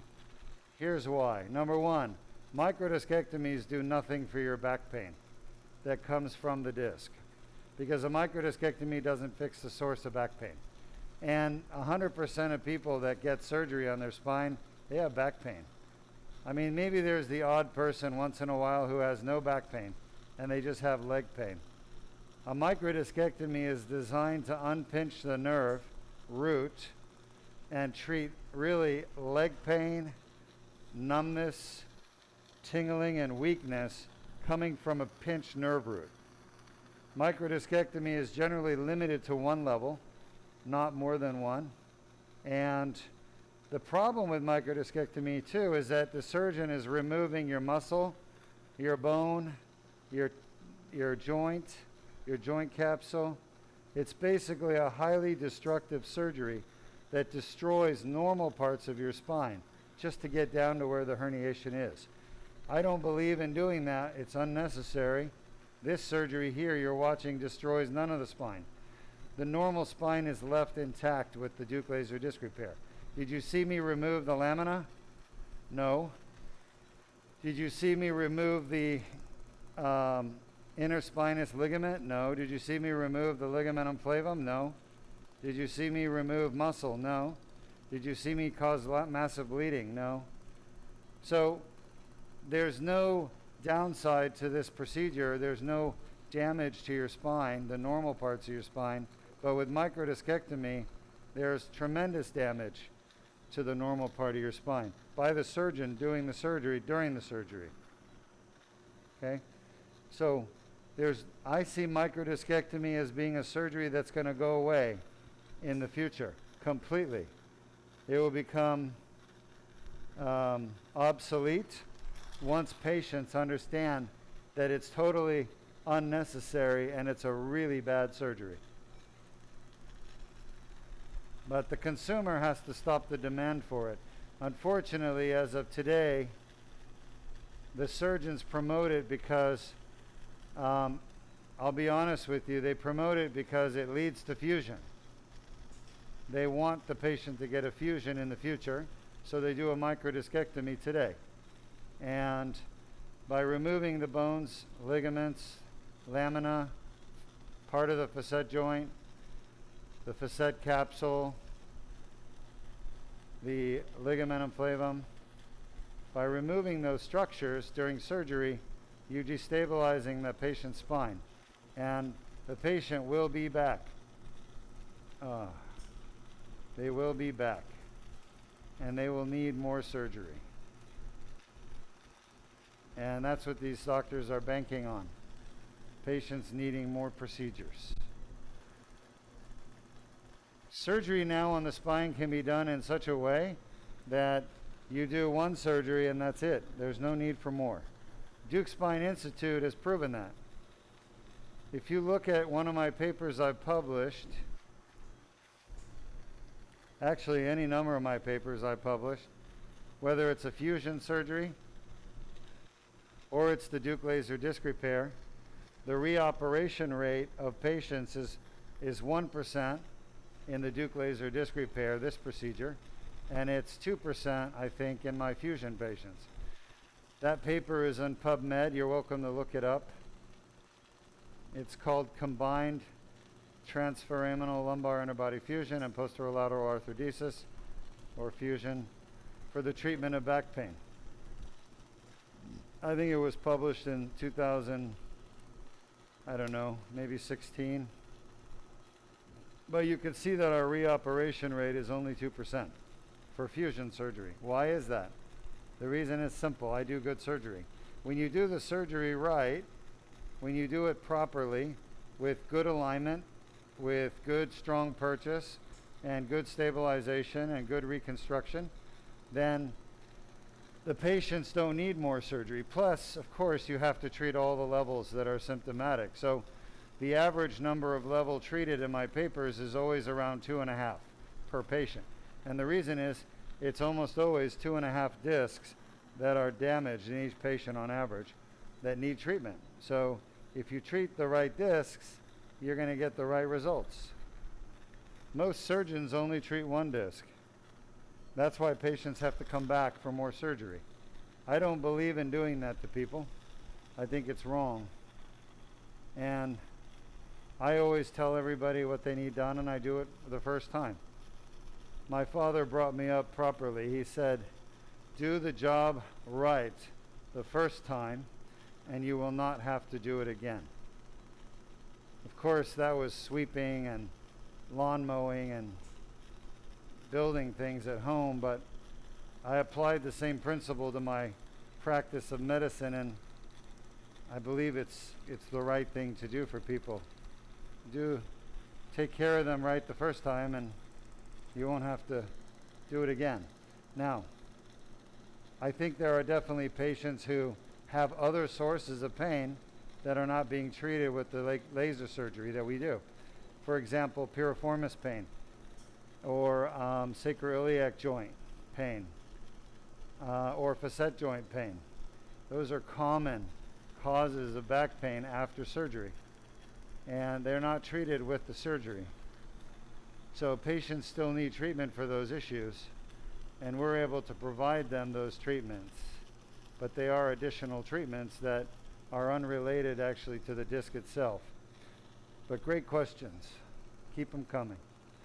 All right, we're just about done with this disc, and I can tell you the amount of herniation I'm seeing here is massive. This guy weighs over 350 pounds, and you know, he has already a fusion at L4-5, L5-S1, so he's lost normal movement in his lower back already from the fusion, which somebody else did, not me. And as a result of that massive weight, plus he's got a physical job, plus he has a fusion, all three of those factors have, I think, contributed to his disease here that we're treating today. Grab her.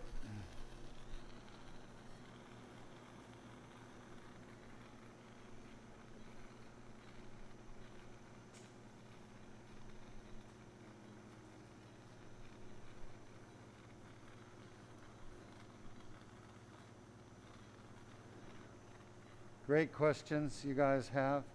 I love the questions. I'm giving you my best answers.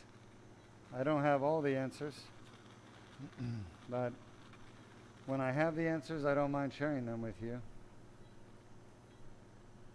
We obviously have other spine surgeons watching, which I'm happy that people are learning how to take better care of patients.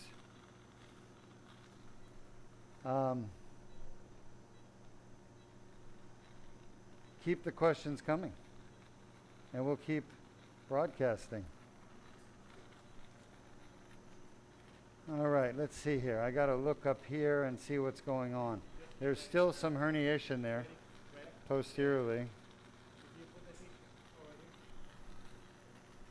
Dr. Berndes, this is definitely going to be a long one because the size of the patient, the amount of the herniations, you know.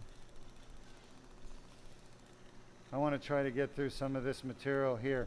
That's the posterior longitudinal ligament just behind the annulus. We're actually in the foramen right now, but I know I had a question earlier. And a lot of surgeons that do endoscopic lumbar surgery will actually start their surgery where we are right now. They'll start in the foramen outside the disc, and they'll look for the herniation and try to remove it this way. I, on the other hand, start inside the disc and work my way backwards. Now I'm going to relocate my tools, and I'm going to try to go more posterior because that's where his herniations are. And I'm literally pushing in my tube, trying to force it towards Luis so I can get a little more posterior and try to get more pressure off the nerves in what's called the lateral recess of the spine.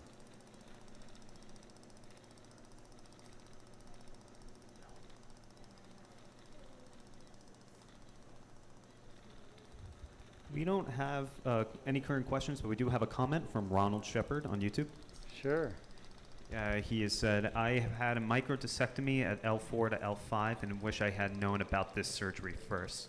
Yeah. I re-ruptured my disc a year later sneezing and ended up with a fusion. Yep, very common, my friend. That's what we want to avoid. So one of our viewers just told us about his microdiscectomy experience, and you know, the problem with microdiscectomy, as I've said, it's that the surgeon is taking away to get to the herniation in the lateral recess or foramen. They're literally removing the bones in your spine and the ligaments that hold everything together. So you're going to have a loss of integrity of the normal stabilizing structures of the spine. I don't know, most people may not know it, but the spine is a very important stabilizing structure. It's a column, a very strong column, and you know, if you don't preserve its structural integrity, it's like rusting away at a support beam in a building. That support beam can't do its job if you start removing parts of it. So it's just a matter of time, unfortunately, before the whole building comes down around those beams that you're damaging. And when people get multiple microdiscectomies at multiple levels, well, now they have even more compromise of the spinal stability. So I strongly recommend against microdiscectomy. Now that said, I will tell you some surgeons are pretty good at it, and they can actually get it done with minimal damage to the patient's spine. Minimal. But that said, there's still damage, you know. No matter what, you can't get away from the damage. How's my irrigation? Yeah, well, I would like to not have so much haziness.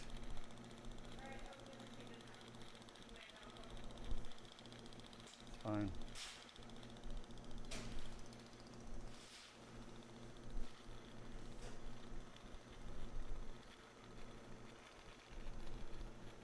All right, let's see what we've got here. Still a little bit of herniation under the exiting roots axilla here. You know, we're so low in the foramen that, you know, the exiting root is up there, and we a lot of times don't see it because it's just buried in fat.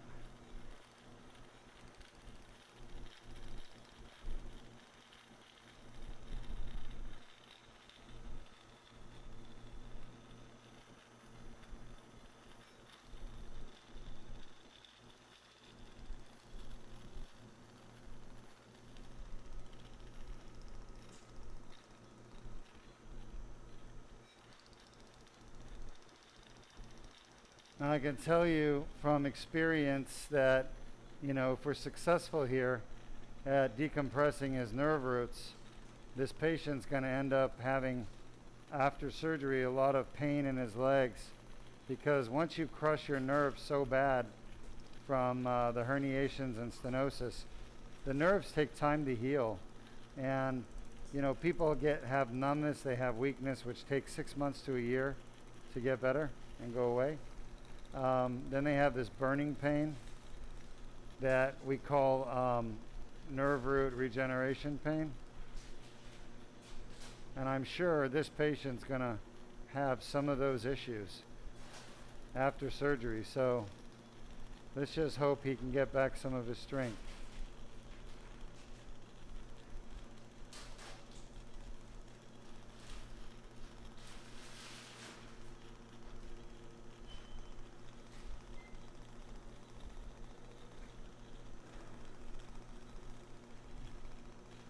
Let's take a look at the grabber. Actually, let's go Grabzilla. All right, we're going to introduce you to Grabzilla. Can you see this? Lights on, please. We don't use Grabzilla very often. As a matter of fact, you probably haven't seen it used at all. We see it.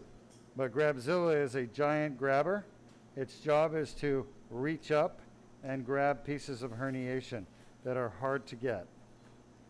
So I'm going to go in and I'm going to do my best to try to take some more herniation out of this guy.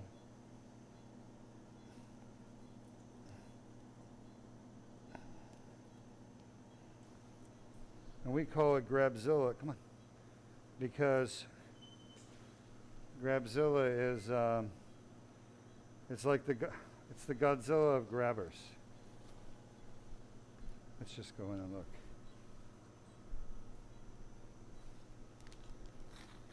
And we like Godzilla.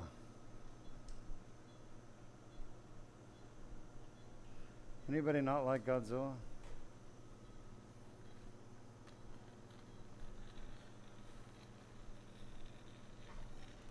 Dr. Berndes, are you a Godzilla fan? Huh? Let me have the smaller grabber for now.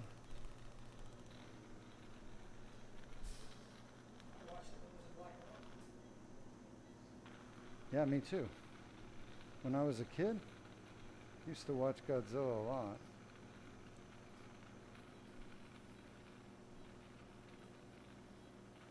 More pieces of herniation.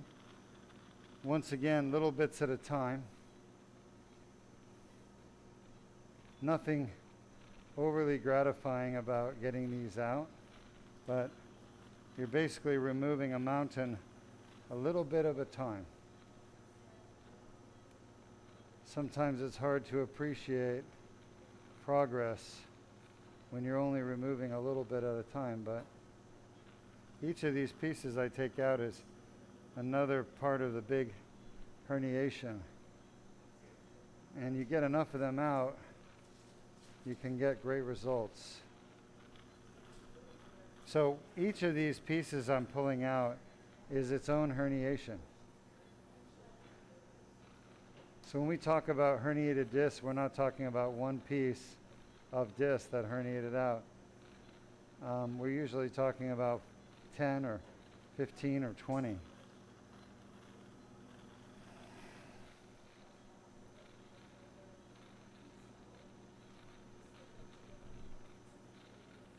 If you missed it earlier, we were talking about this patient and how his surgeon that did his fusion in Texas is now in jail because he was taking bribes from the companies that make metal and sell metal for the spine.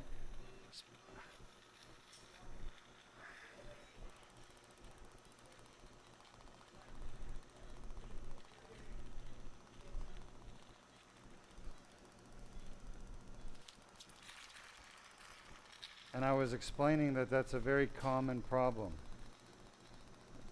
A lot of the surgeons haven't been caught yet, but the patients are the ones suffering because they're getting all this metal put in that they don't need. The problem is the metal surgeries pay so well for the surgeons. We make a lot of money by doing fusions, a lot more than we do lesser surgeries.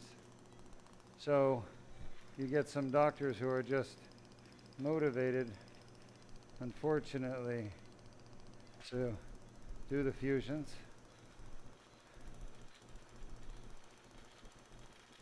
I wonder if that's a piece right there I might be able to grab. We have a question. Sure.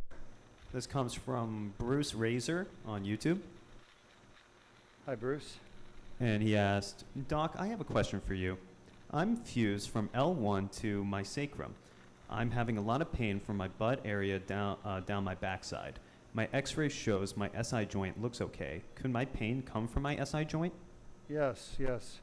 So yes, if you've been fused down to your sacrum, there's a very high likelihood your pain is coming from your SI joint. And that's the most likely cause, especially if you look at your butt and you look at the butt crack and your pain is kind of on the side of the butt crack near the top, that's the SI joint, just to the side of the butt crack, about 2 finger breaths to the side of the butt crack near the top half of the butt crack. That is, as a matter of fact, that is the SI joint, okay? Let's try Grabzilla again. And the way you, come on, scope off. We need you guys paying attention. Scope comes out, we get Grabzilla. I need you guys turning off the scope. That was a pretty good one.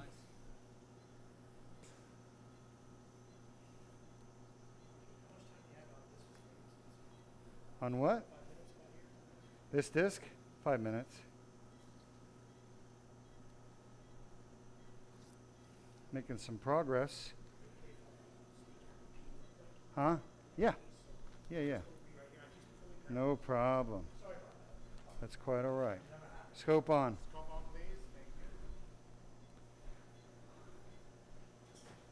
All righty. Yep. You need a sacroiliac joint injection. Okay? What is that? Well, if you're worried about your SI joint being the cause of your pain, you get a doctor who can do an injection in that joint. And if that injection takes away your pain, then that means your pain's coming from the SI joint. So you've just diagnosed sacroiliac joint dysfunction.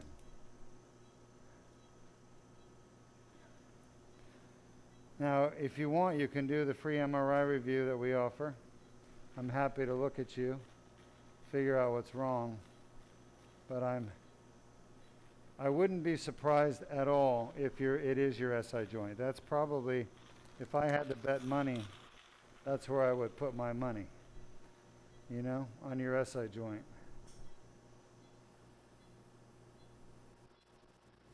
Man, there's just no end to the amount of disc material that's herniated here. Come on.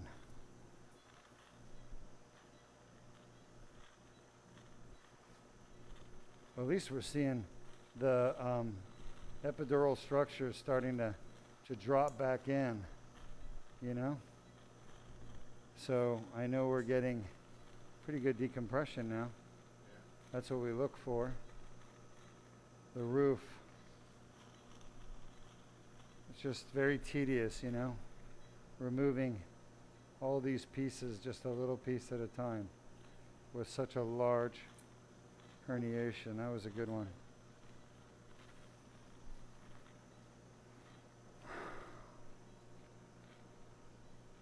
Now, when you start seeing bleeding like this, which is the red stuff, it's actually a very good sign. We're done here. Let me just see if that's a loose piece right there. The bleeding indicates usually a decompression of the nerves. Yep. So it just means that you've gotten the pressure off of the epidural space, which happens to be the nerves as well as blood vessels, right? God damn it. All right, that looks good. Yeah, maybe one more laser and we'll be done.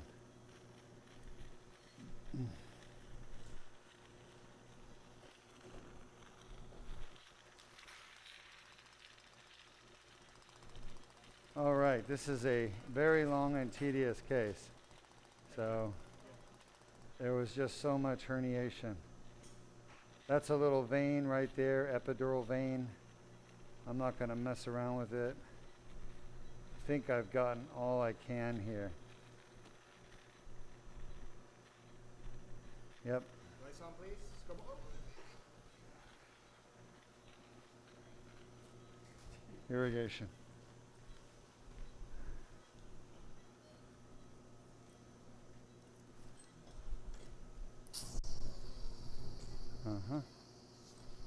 Try to clean the shaft before you hand it to me so it doesn't stick. Any more questions? No current questions, but we have a comment from Bruce, commenting from his last question, and he That's enough. says, "Thank you so much." You're welcome, Bruce. I think you need an SI joint injection, Bruce. I don't know if you're in the Florida area, but if you are, come to Deuk Spine. Let us do your injection and treat you. The good news is SI joint problems typically get better with shots and therapy. Watch those. So you might need 2 or 3 injections of steroids into the joint, but you also need proper physiotherapy to treat that joint. I would recommend a chiropractor. Chiropractors generally know how to manipulate the SI joint to break up the scar tissue that's causing the pain. So. All right, Luis, we're going to switch sides.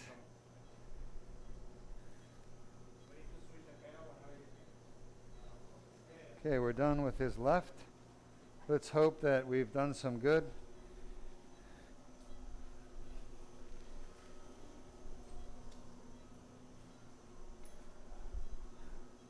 You can see the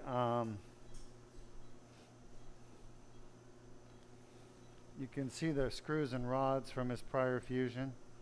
Again, we didn't do that fusion.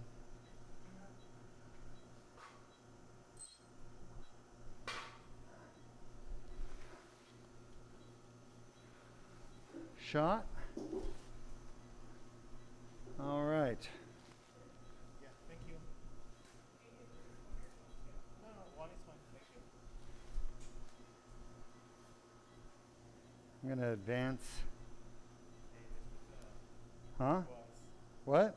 The hole is not that big, but I have another dilado. You want to set it right there? No. Why?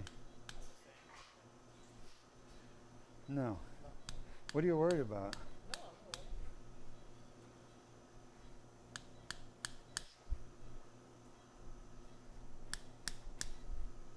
That felt pretty good. Take that. Let me take the guide wire because there is a bend at the end that is maybe problematic. Yeah, we got it out. This cannot use this anymore. That goes in the garbage. Garbage. Sharps container. Shot. That's it there? Yes, sir. Oh. Sharps container, okay? Okie dokie, we are starting the L3-4 on the right side, and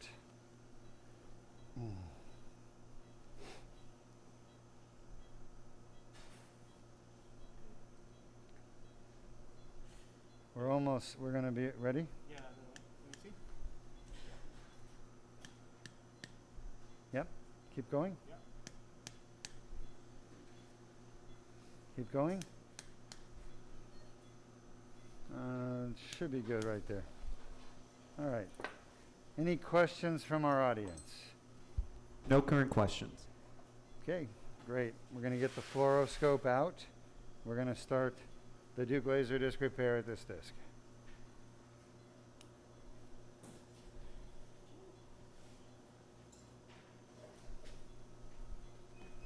I'm really glad we intubated and put the Foley in because this is a lot longer surgery than I expected it, but we made the right call. Okay, here we are at our next disc. Remember, we've already done this same disc at the other side.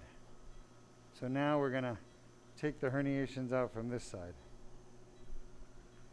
If they come out, got some big ones down here. I'm sorry? Wow. This herniation's so big, it literally doesn't even want to come out.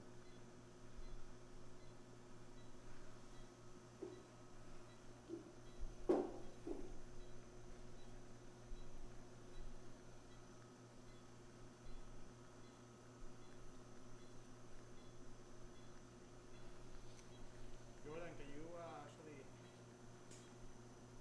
move that better for him? I don't know. No, I'm okay. Are you getting good? Yeah. Okay, so Crystal, that's okay. Thank you. I mean, it could be a little better, but Oh my gosh, there's so much herniation. And it's just not wanting to come out. It's so big. Well, Yeah, that's fine. thank you very much. Thank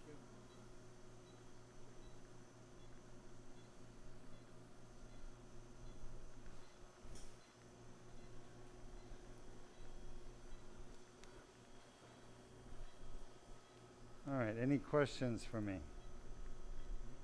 No current questions. Crystal, should you say hi to his family out there so everything's going well? Yeah, let the family know things are going really well for him, and we'll be done in 30 minutes. Oh my God. Grab Zilla. Wipe it.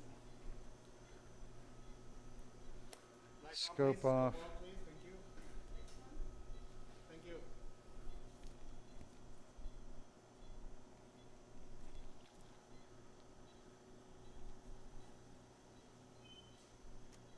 Seen a lot of the blue dye in there, huh? Oh, just pieces of herniation that are massive.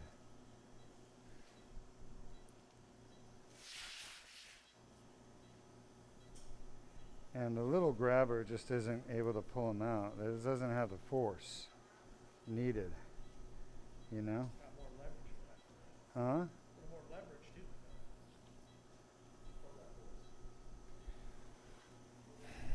Yeah, Grabzilla is special.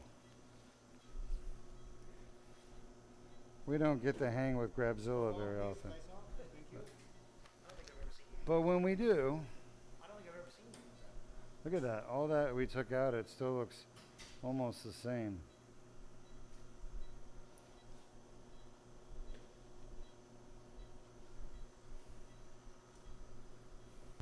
We have a question.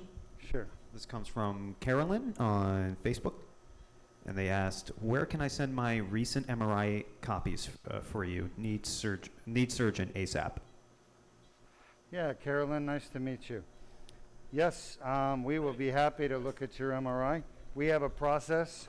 Thank you. That process involves 3 steps. First, you have to go to the website and click on the free MRI review button. That'll open up a window for you to fill in your information. I have people who are always trying to send me MRIs without doing that.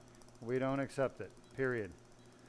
So go to the website, type in, or go to the free MRI review button. Henry will give you that link. And then once you've done that question and answer session, there's the opportunity for you to sweep your DICOM images from one file into our website portal and upload them that way, okay? And that's the way we prefer, because then we have them right away. But you're gonna have to know how to find your DICOM images on your CD or your flash drive. The other option is to send us your CD or flash drive with your MRI images. I'm not talking about your report. We're talking about the actual pictures of on your MRI, which I have to look at. I don't make decisions about surgery based on anyone else's interpretation of the MRI but my own. The reason is other people are wrong 99% of the time. So if I'm going to fix somebody, I need to know what I'm fixing and that it is something there that is fixable. I have to see it with my own eyes. Thank you very much. A lot of people think their MRI report is enough for that, but it's not. Definitely not. Okay? And then finally, you're going to sweep your image PDF file in. Yeah, thanks. So what does that mean? Well, basically, your MRI report should come with your MRI study should come with a report as well as the images. So we want the report and the images. Okay? So just visit the website, deukspine.com, find free MRI review, click on that, and go ahead and fill out the form. And then upload your MRI images or mail in your CD. If you have a portal that you want to use, give us your login credentials and the portal address, okay?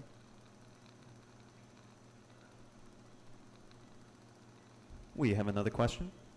Sure. This comes from Ronald Shepard on YouTube once more. Hello again, Ron. And they ask, what kind of symptoms was this patient experiencing prior to this procedure? Yeah. Well, this patient's a bit unusual. Our patients typically have back pain, and with or without leg pain. This procedure gets rid of the back pain, it gets rid of the leg pain, as long as it's coming from a herniated disc. Okay? By the way, the herniated disc is the most common cause of back pain. This patient had back pain and leg pain, but he also had weakness in his legs.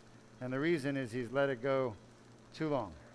And the herniations have gotten worse and worse over time. And they're crushing his nerves now to the point that he can't even move his legs. He literally is paralyzed. I need to grab Zilla. We need to have the scope off. So his surgery is actually an emergency type surgery, in the sense that he's got what we call cauda equina syndrome. Cauda equina syndrome is the most serious condition you can have involving your nerves in your legs. And it's due to pressure on the nerves leaving the spine from the lower back. It is a emergency condition, and it can only be fixed with surgery.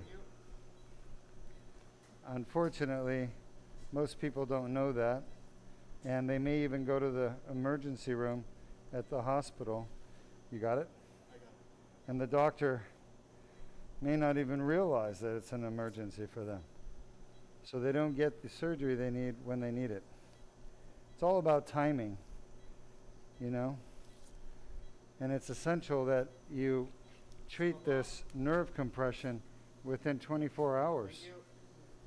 Unfortunately, this patient didn't get the treatment he needed right away because he's in Texas, and his surgeon was put in jail for criminal activity of taking bribes to put metal in his spine.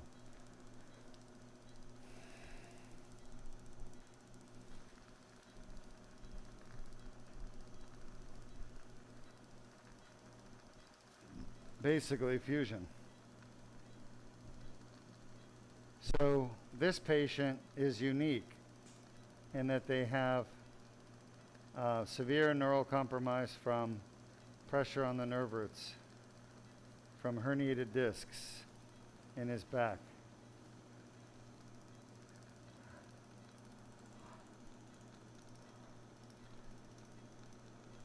These are the herniations, by the way, right here.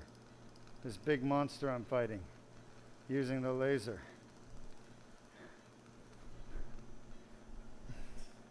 Grab her.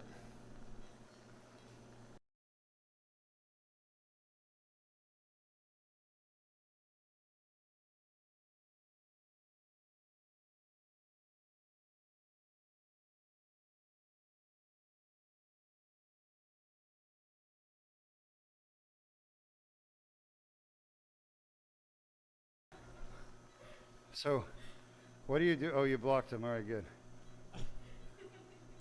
You know I'm going to say something about the troll.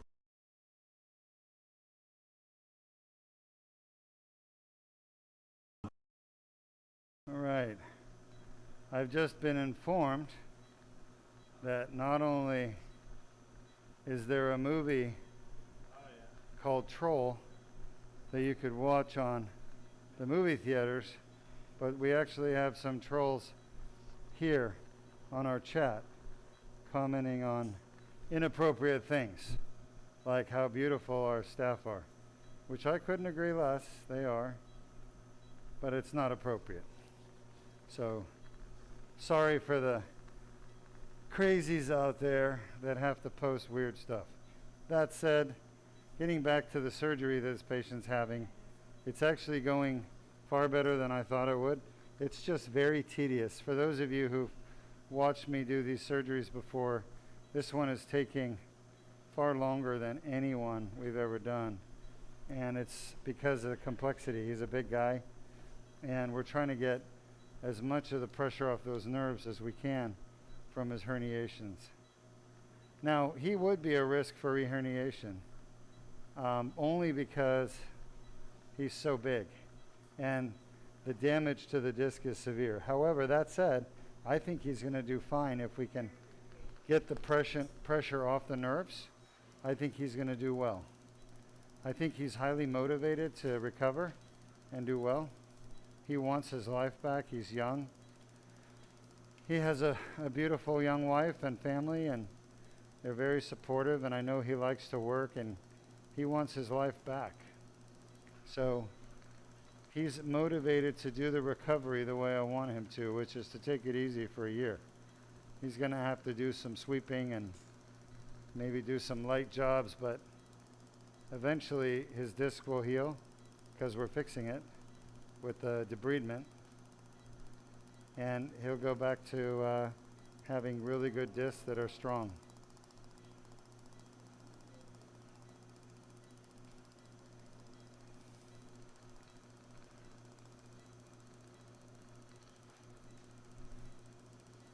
All right, just a few more minutes at this disc. You can see the epidural veins, the herniation. Now, for those of you who are going to stick around for a few more surgeries, our next patient is actually from Texas as well. And he is flying here to Deuk Spine to have his neck fixed and his back fixed and his thoracic fixed. He actually has cervical pain, neck pain, and he has back pain, and he has leg pain and weakness. He has left arm pain and weakness. He has thoracic facet syndrome. So we're going to be doing 3 surgeries, 3 procedures.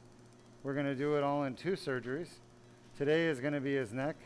Next week we're going to do the back and thoracic. And he came here, and I still get a laugh out of this guy because I don't know what he does, but he's some type of a pilot. Helicopter. He's a helicopter pilot? He had to retire because of his back pain. Oh, okay. So apparently he's a helicopter pilot, retired because of his back pain. That said, he came and said to my staff, he showed up the first day, I think it was earlier this week on Monday. He said, "I'm not leaving here until Dr. Deuk fixes me." I thought that was great. So that's what we're going to do. We're going to fix him.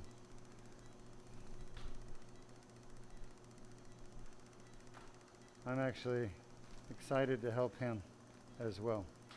Oh my, this is the never-ending herniation, you know? It's so much.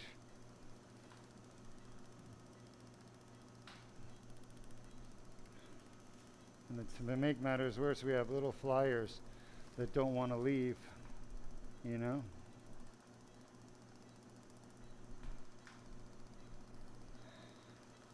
Starting to get annoying. Like this little guy right here.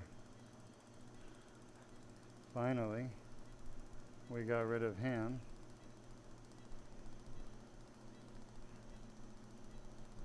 Any questions from our audience? No current questions. Excellent. All right.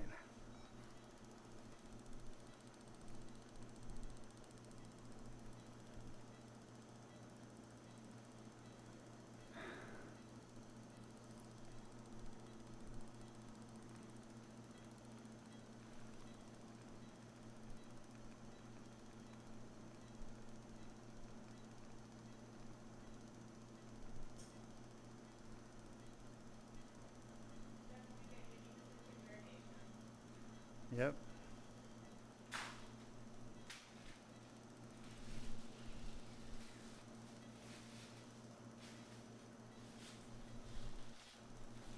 This is all herniation here that I'm debulking.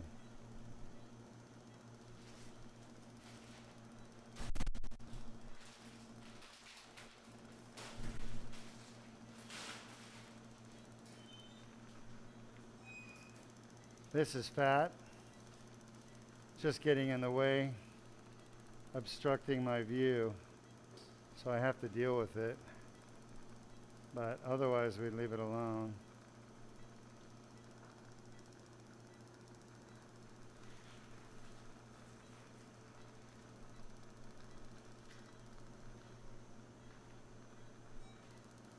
This is kind of following the herniation right here.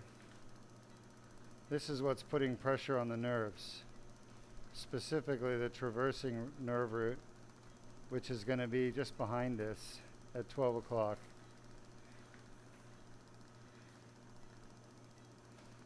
Remember, I switched sides for this disc, so we're now on the patient's right side. How is he doing, doctor? Doing well. Vital signs look good, blood pressure looks good. Good. He's doing very well. All right. Hopefully. Let me have the Grabzilla. I'm going to make a grab at it. Scope out, please. Thank you. Thank you. Well, you just timed the very last one for me like you do. Try to start thinking about an extubation. Yep.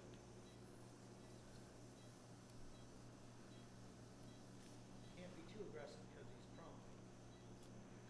You take your time. You do what's in the patient's best interest.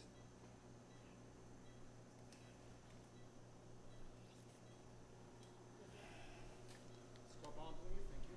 Yeah. Lights off. Thank you. Sometimes the laser needs a little help. That's where good old Grabzilla comes in.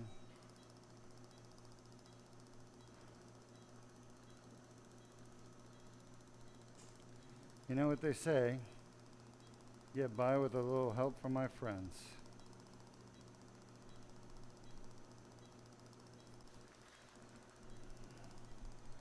We got the 18 here. Hmm? We got the 18 here, my friends.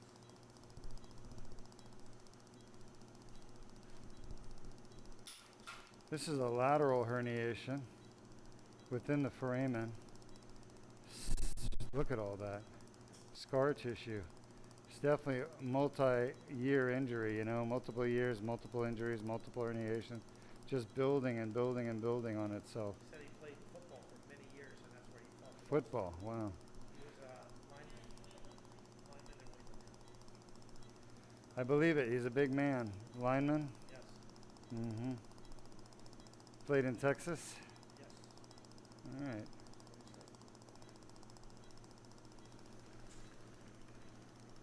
Just about done with this disc.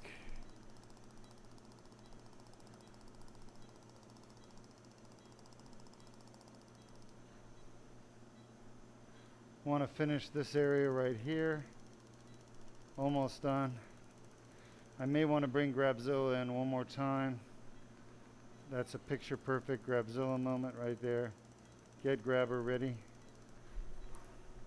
Right. Grabzilla. Yes, please. Thank you.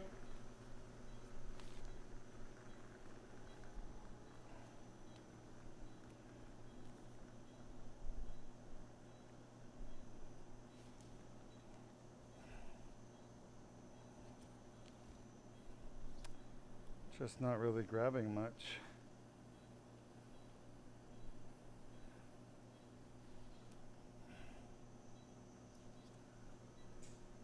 Not much left, I guess, to grab.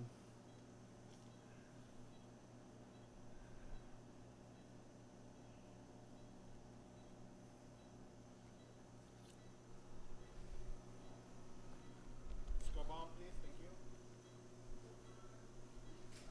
you. Okay.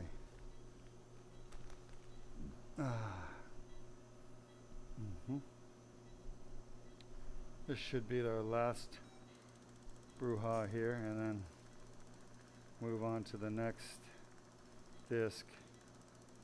I still feel like I can get some more of that, though. I don't know why Grabzilla is not getting it.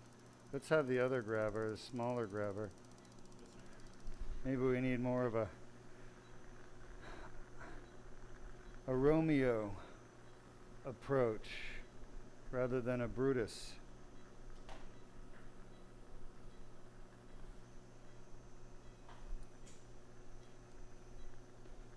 We'll let Romeo sweet talk the herniation. Oh yeah, it's a good piece. Romeo, Romeo. Sometimes gentle is good too. Sometimes gentle is good.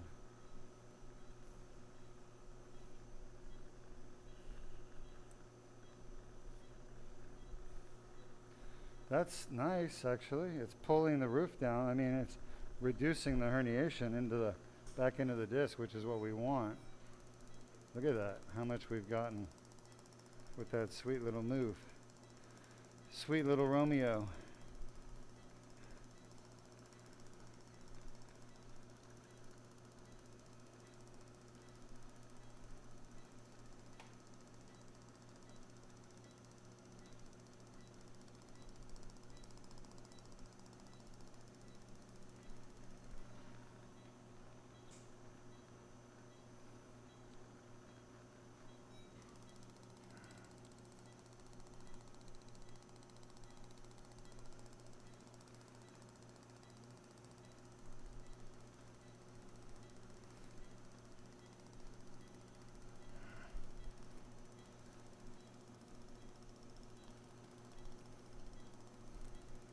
I think this is the longest I've ever spent working on a disc.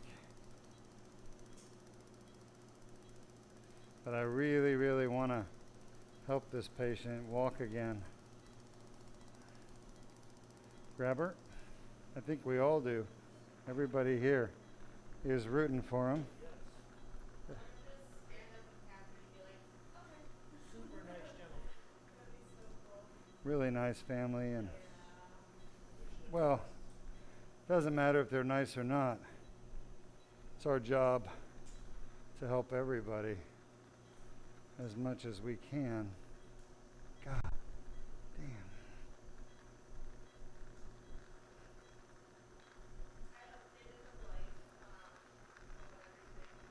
All right. Good. He's doing good, wife. He's doing good. I just want to get as much as I can. The more of this stuff I get out, the better his results I think will be. I mean, there becomes a point where we've gotten as much as we can reasonably get out. And then you're just gilding the lily, as I say. But you can see there's not much herniation left.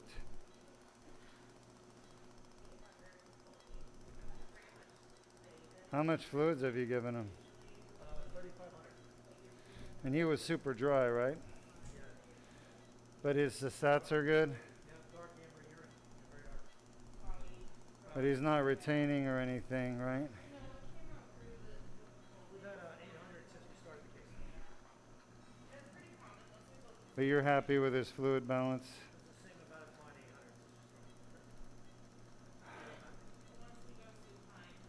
We're going to have to look at the swelling and stuff. Is what? We'll look at his facial swelling, airway swelling, and turn over. We should be okay. Yeah, you know, we do prone fusions for 4 or 5 hours all the time. He calculated his maintenance. His maintenance is not.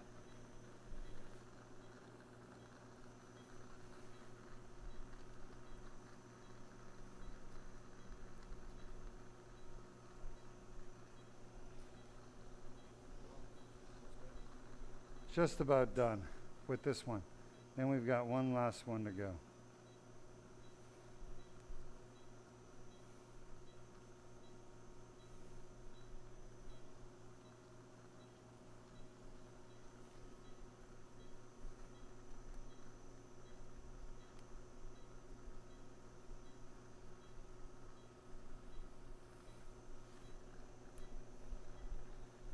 Yeah.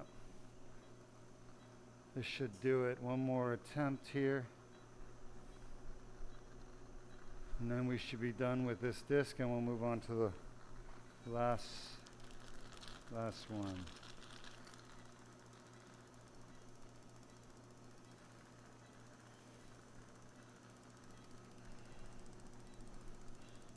You can see the end plate.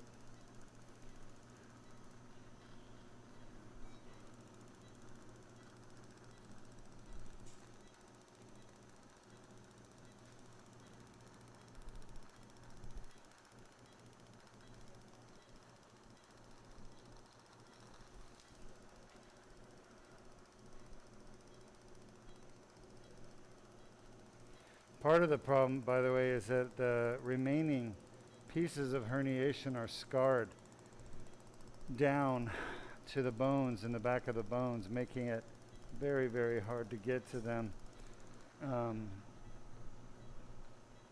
And every time I go back a little further, I readjust my trajectory, I'm able to get a little bit more.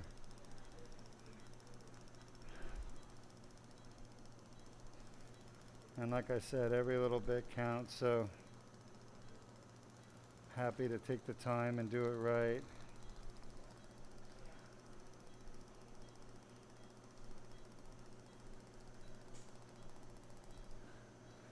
Grabber.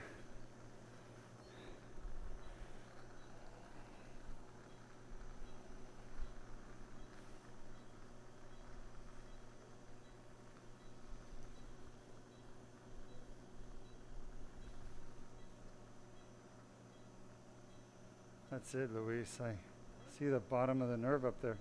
See it at 12 o'clock? Oh, yeah. Right there? Yeah. I wonder if I can get just a little bit more. Oh, and then we'll be done. This is my last pass with the laser.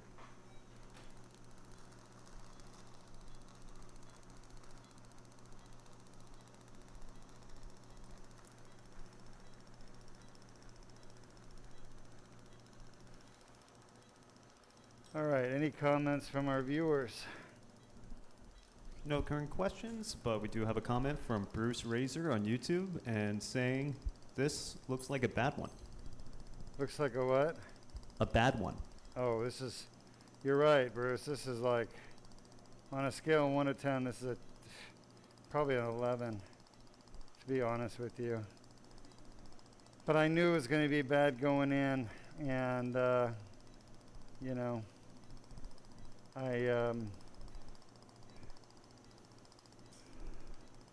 knew that he needed this done, and that he needed really an extensive debridement. Extensive, and that's what we've done. So, feel pretty good about it. I've gotten all I can. I think he's going to see an improvement. There is still this little area over here I want to work a little bit more. See how scarred that is right there? That's all scar tissue from the herniation.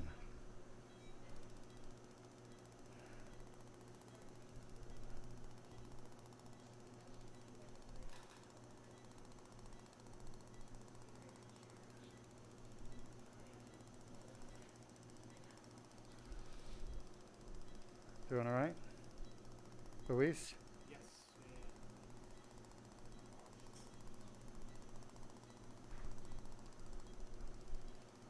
All right, that should be it. I can't get any more.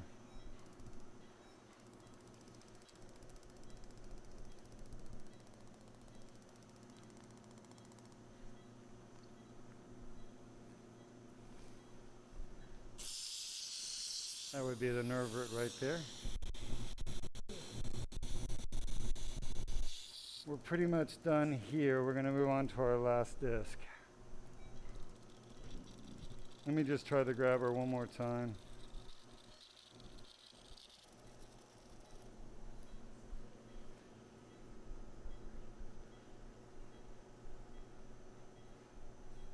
I cannot get anything more.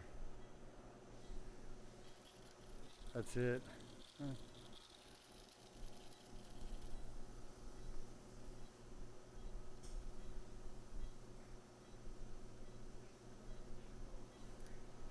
try the laser one more time. This should be it.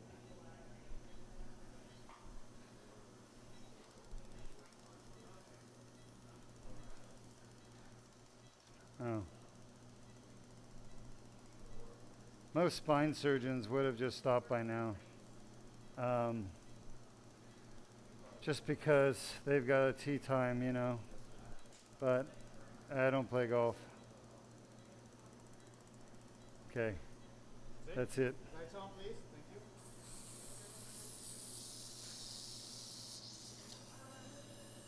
Stop off, please. Thank you. We got one more to go, folks. This is probably the longest one of my career.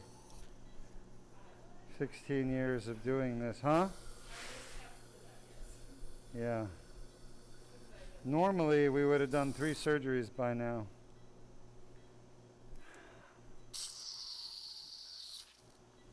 And can you see here, Henry? Can you see? Yeah, we can see. Take a look at this. Look at all the pieces of herniation just sitting on my glove, right? We've had a lot of them just come out, kind of float out. And that's good. The more we get out, the better for the patient. So out comes our tube.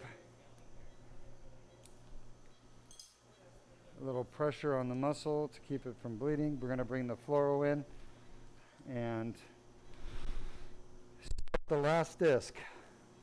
So far, I'm really. Oh, I need a Wendy's spicy chicken breast sandwich, plain, on a bagel, on a what do you call it, pretzel. That's my. Cheat it. That's my reward for the day. I get my Wendy's chicken sandwich. We ought to get sponsorship by Wendy's or, you know, some food company, at least. What was that place that used to give us the really good food? Nico's. Yeah, he went out of business. Oh, Greek food. He had the best Greek food. It was the best. What, Nico's? Shot? Yeah, Nico, God bless Nico. He's a great guy, but he doesn't know how to run a business, you know? It's just down the road. He used to cater.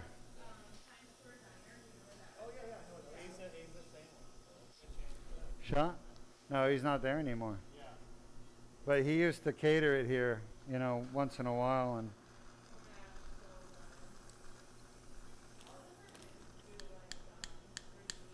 Shot? Yeah, he had a variety of food. I was always getting him to make me burritos. I love burritos, so as my kids and wife could attest.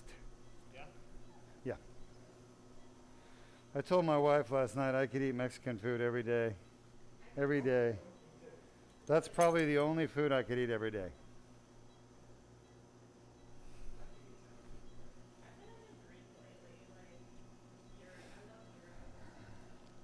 I like gyros too.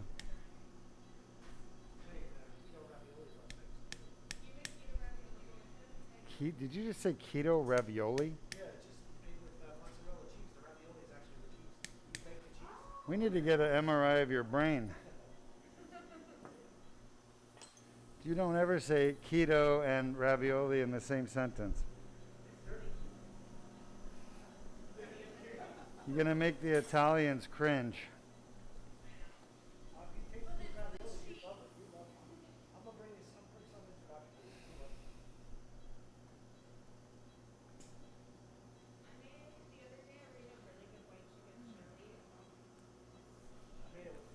Sounds good.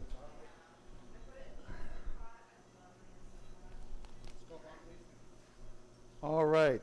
Well, if you've stuck it out with us, we've got one more to go. This will be the last disc we're fixing in this patient. It is the L2-3. And there's some blood already there. Why? Because we already did the other side, remember? We did the other side. So because we did the other side, there will be a little bit of bleeding in here when we get in here.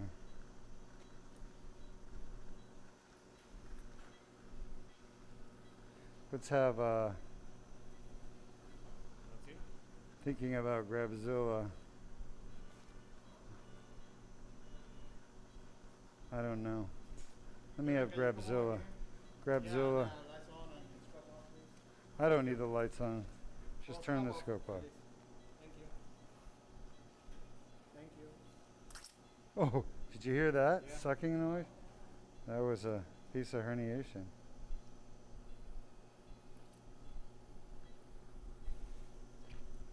Good. Thank you.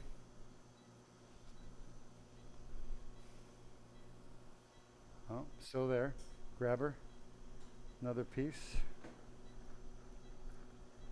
So this particular disc and this particular side must have had a lot of herniation.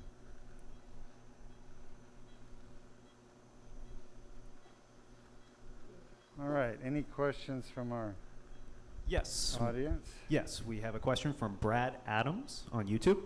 Hi, Brad, welcome. And they ask, what are symptoms of failed fusion at L4, L5 with no movement in the hardware versus L5 to S1 disc causing pain? I am trying to determine if my failed fusion is causing my back pain or my L5 S1 disc. Yeah. Well, Brad, you cannot make that determination. First of all, sorry. It requires a really experienced professional like me.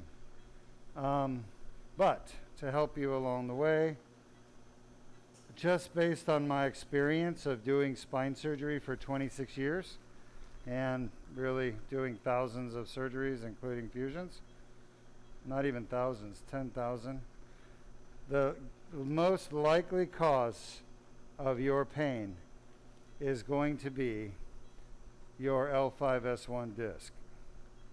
What's the chance your symptoms are the L5-S1 disc, the adjacent disc, versus a failed fusion? About 98% that it's the disc above or below your fusion. All right, 98%.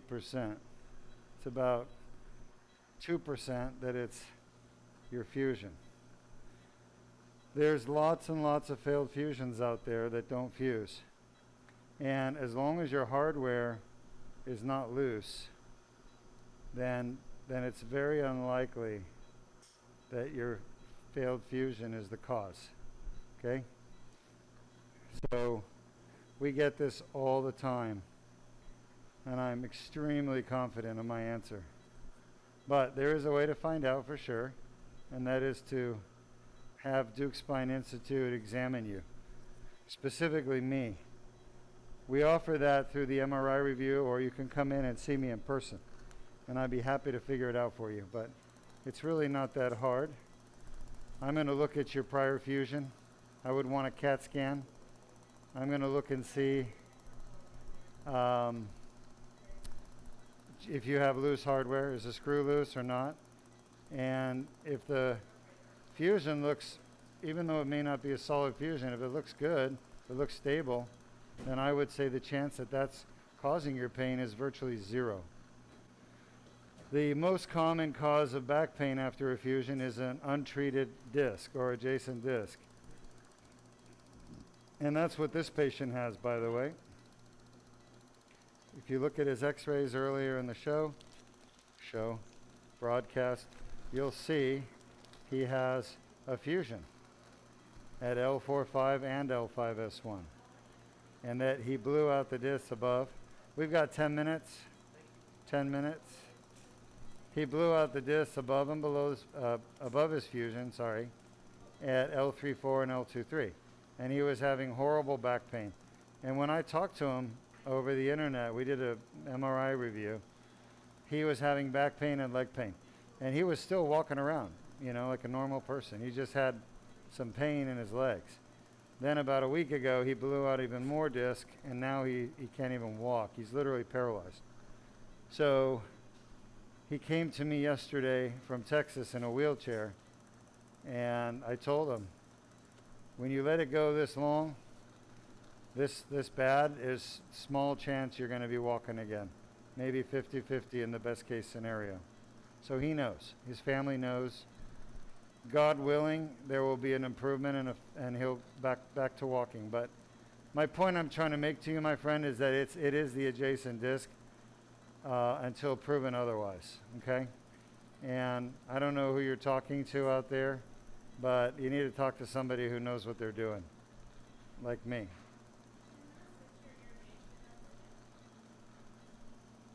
You're going to switch my irrigation again? Okay, why not? 8 minutes. 8 minutes left. That's a Deuk Mage in 8 minutes, you know? So let's hope it's 8. But if I find something that I'm working on that I need to get, I'm going to be here longer. You know, the longest surgery I ever did in my career was a brain tumor with one of my attendings at Shands Hospital in Gainesville at the VA. And this particular attending, Dr. Roper, I have a special place in my heart for him. He was my mentor when I did my epilepsy surgery research, my epilepsy research. And I got an NIH grant to do research, my own grant, but he was my mentor in it. Anyway, Dr. Roper is literally the slowest surgeon I've ever met in my life, and he knows that. And we're friends now, so I could say it, but the residents hated operating with him because he was so meticulous and careful. He would quite literally take the tumor out one little piece at a time, like a little piece. So we did a 17-hour surgery together and took the tumor out of a patient's brain at the VA. And that was the longest surgery, 17 hours. That was hard. But neurosurgeons, yeah, they're a tough breed. And Dr. Roper, not afraid of work. That's for sure. Great man, great surgeon. So a few hours surgery is not a big deal, basically, is what I'm saying. Not for me, it is. Luis is tough, too. My right-hand man. My whole team. We're ready to do what it takes to get the job done right. Okay. So far, everything's going well. The anesthesia is going well for the patient. He's doing very well. He's stable. No cardiovascular issues. We're waking him up now. We're starting to wake him up. Dr. Berndes has shut off the anesthetic, and I'm going to be done soon. I could see the back of the herniation here. Any questions for us? No current questions. The reversal agent now. We do have a comment from Brad Adams who commented, wow, thank Yep. you. I will set up my MRI review soon. I just had one a few weeks ago. Nice. Well, we look forward to helping you.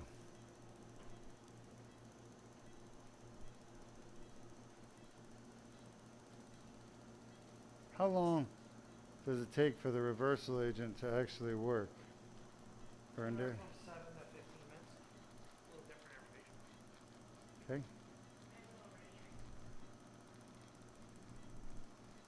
But you can still snow them with propofol if you had to. Oh, yeah. Yeah, I'm literally just about done. I mean, really. No lie. See this? This is the back of the herniation right here. So how do you ventilate them without muscle relaxation? You drive their CO2 very low. Because he's going to be weak anyway. Right? You drive the CO2 low. Huh? I have a CO2 lower. He'll drive himself? So if you drive the CO2 lower, he won't fucking buck. He won't what? He won't buck if you drive the CO2. Oh, okay. That's how you ventilate patients without muscle relaxation. You were asking the other day. Yeah, I know it's hard to do though, but all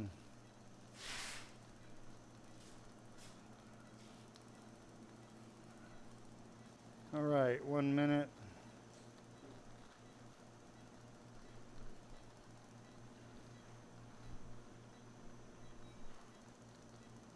Let's see the grab.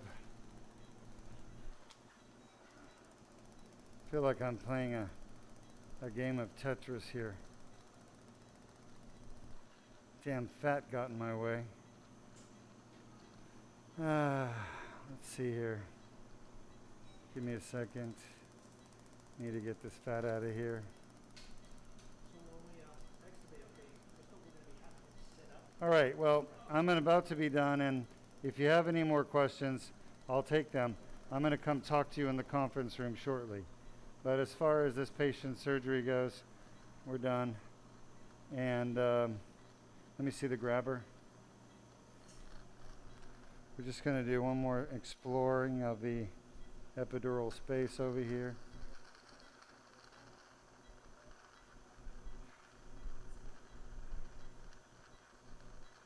Yeah.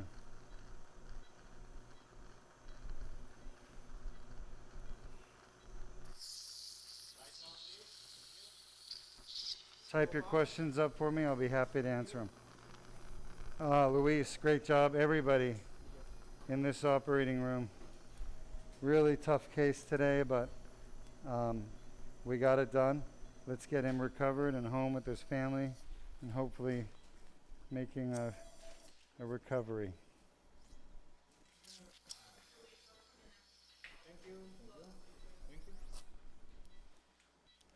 Feel free to type questions up. I'll answer them for you face to face.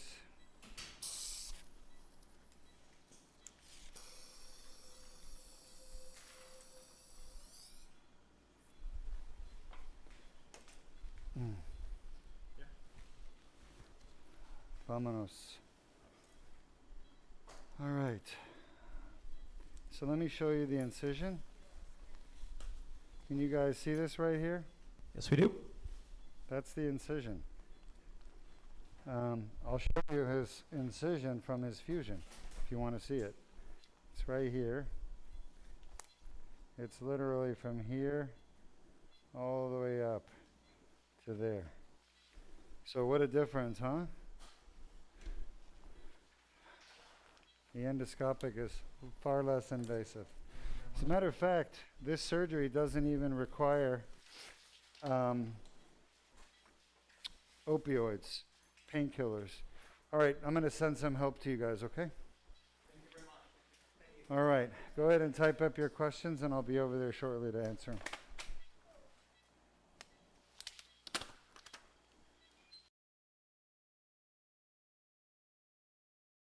Deuk laser disc repair, a comparison with traditional spinal fusion surgery.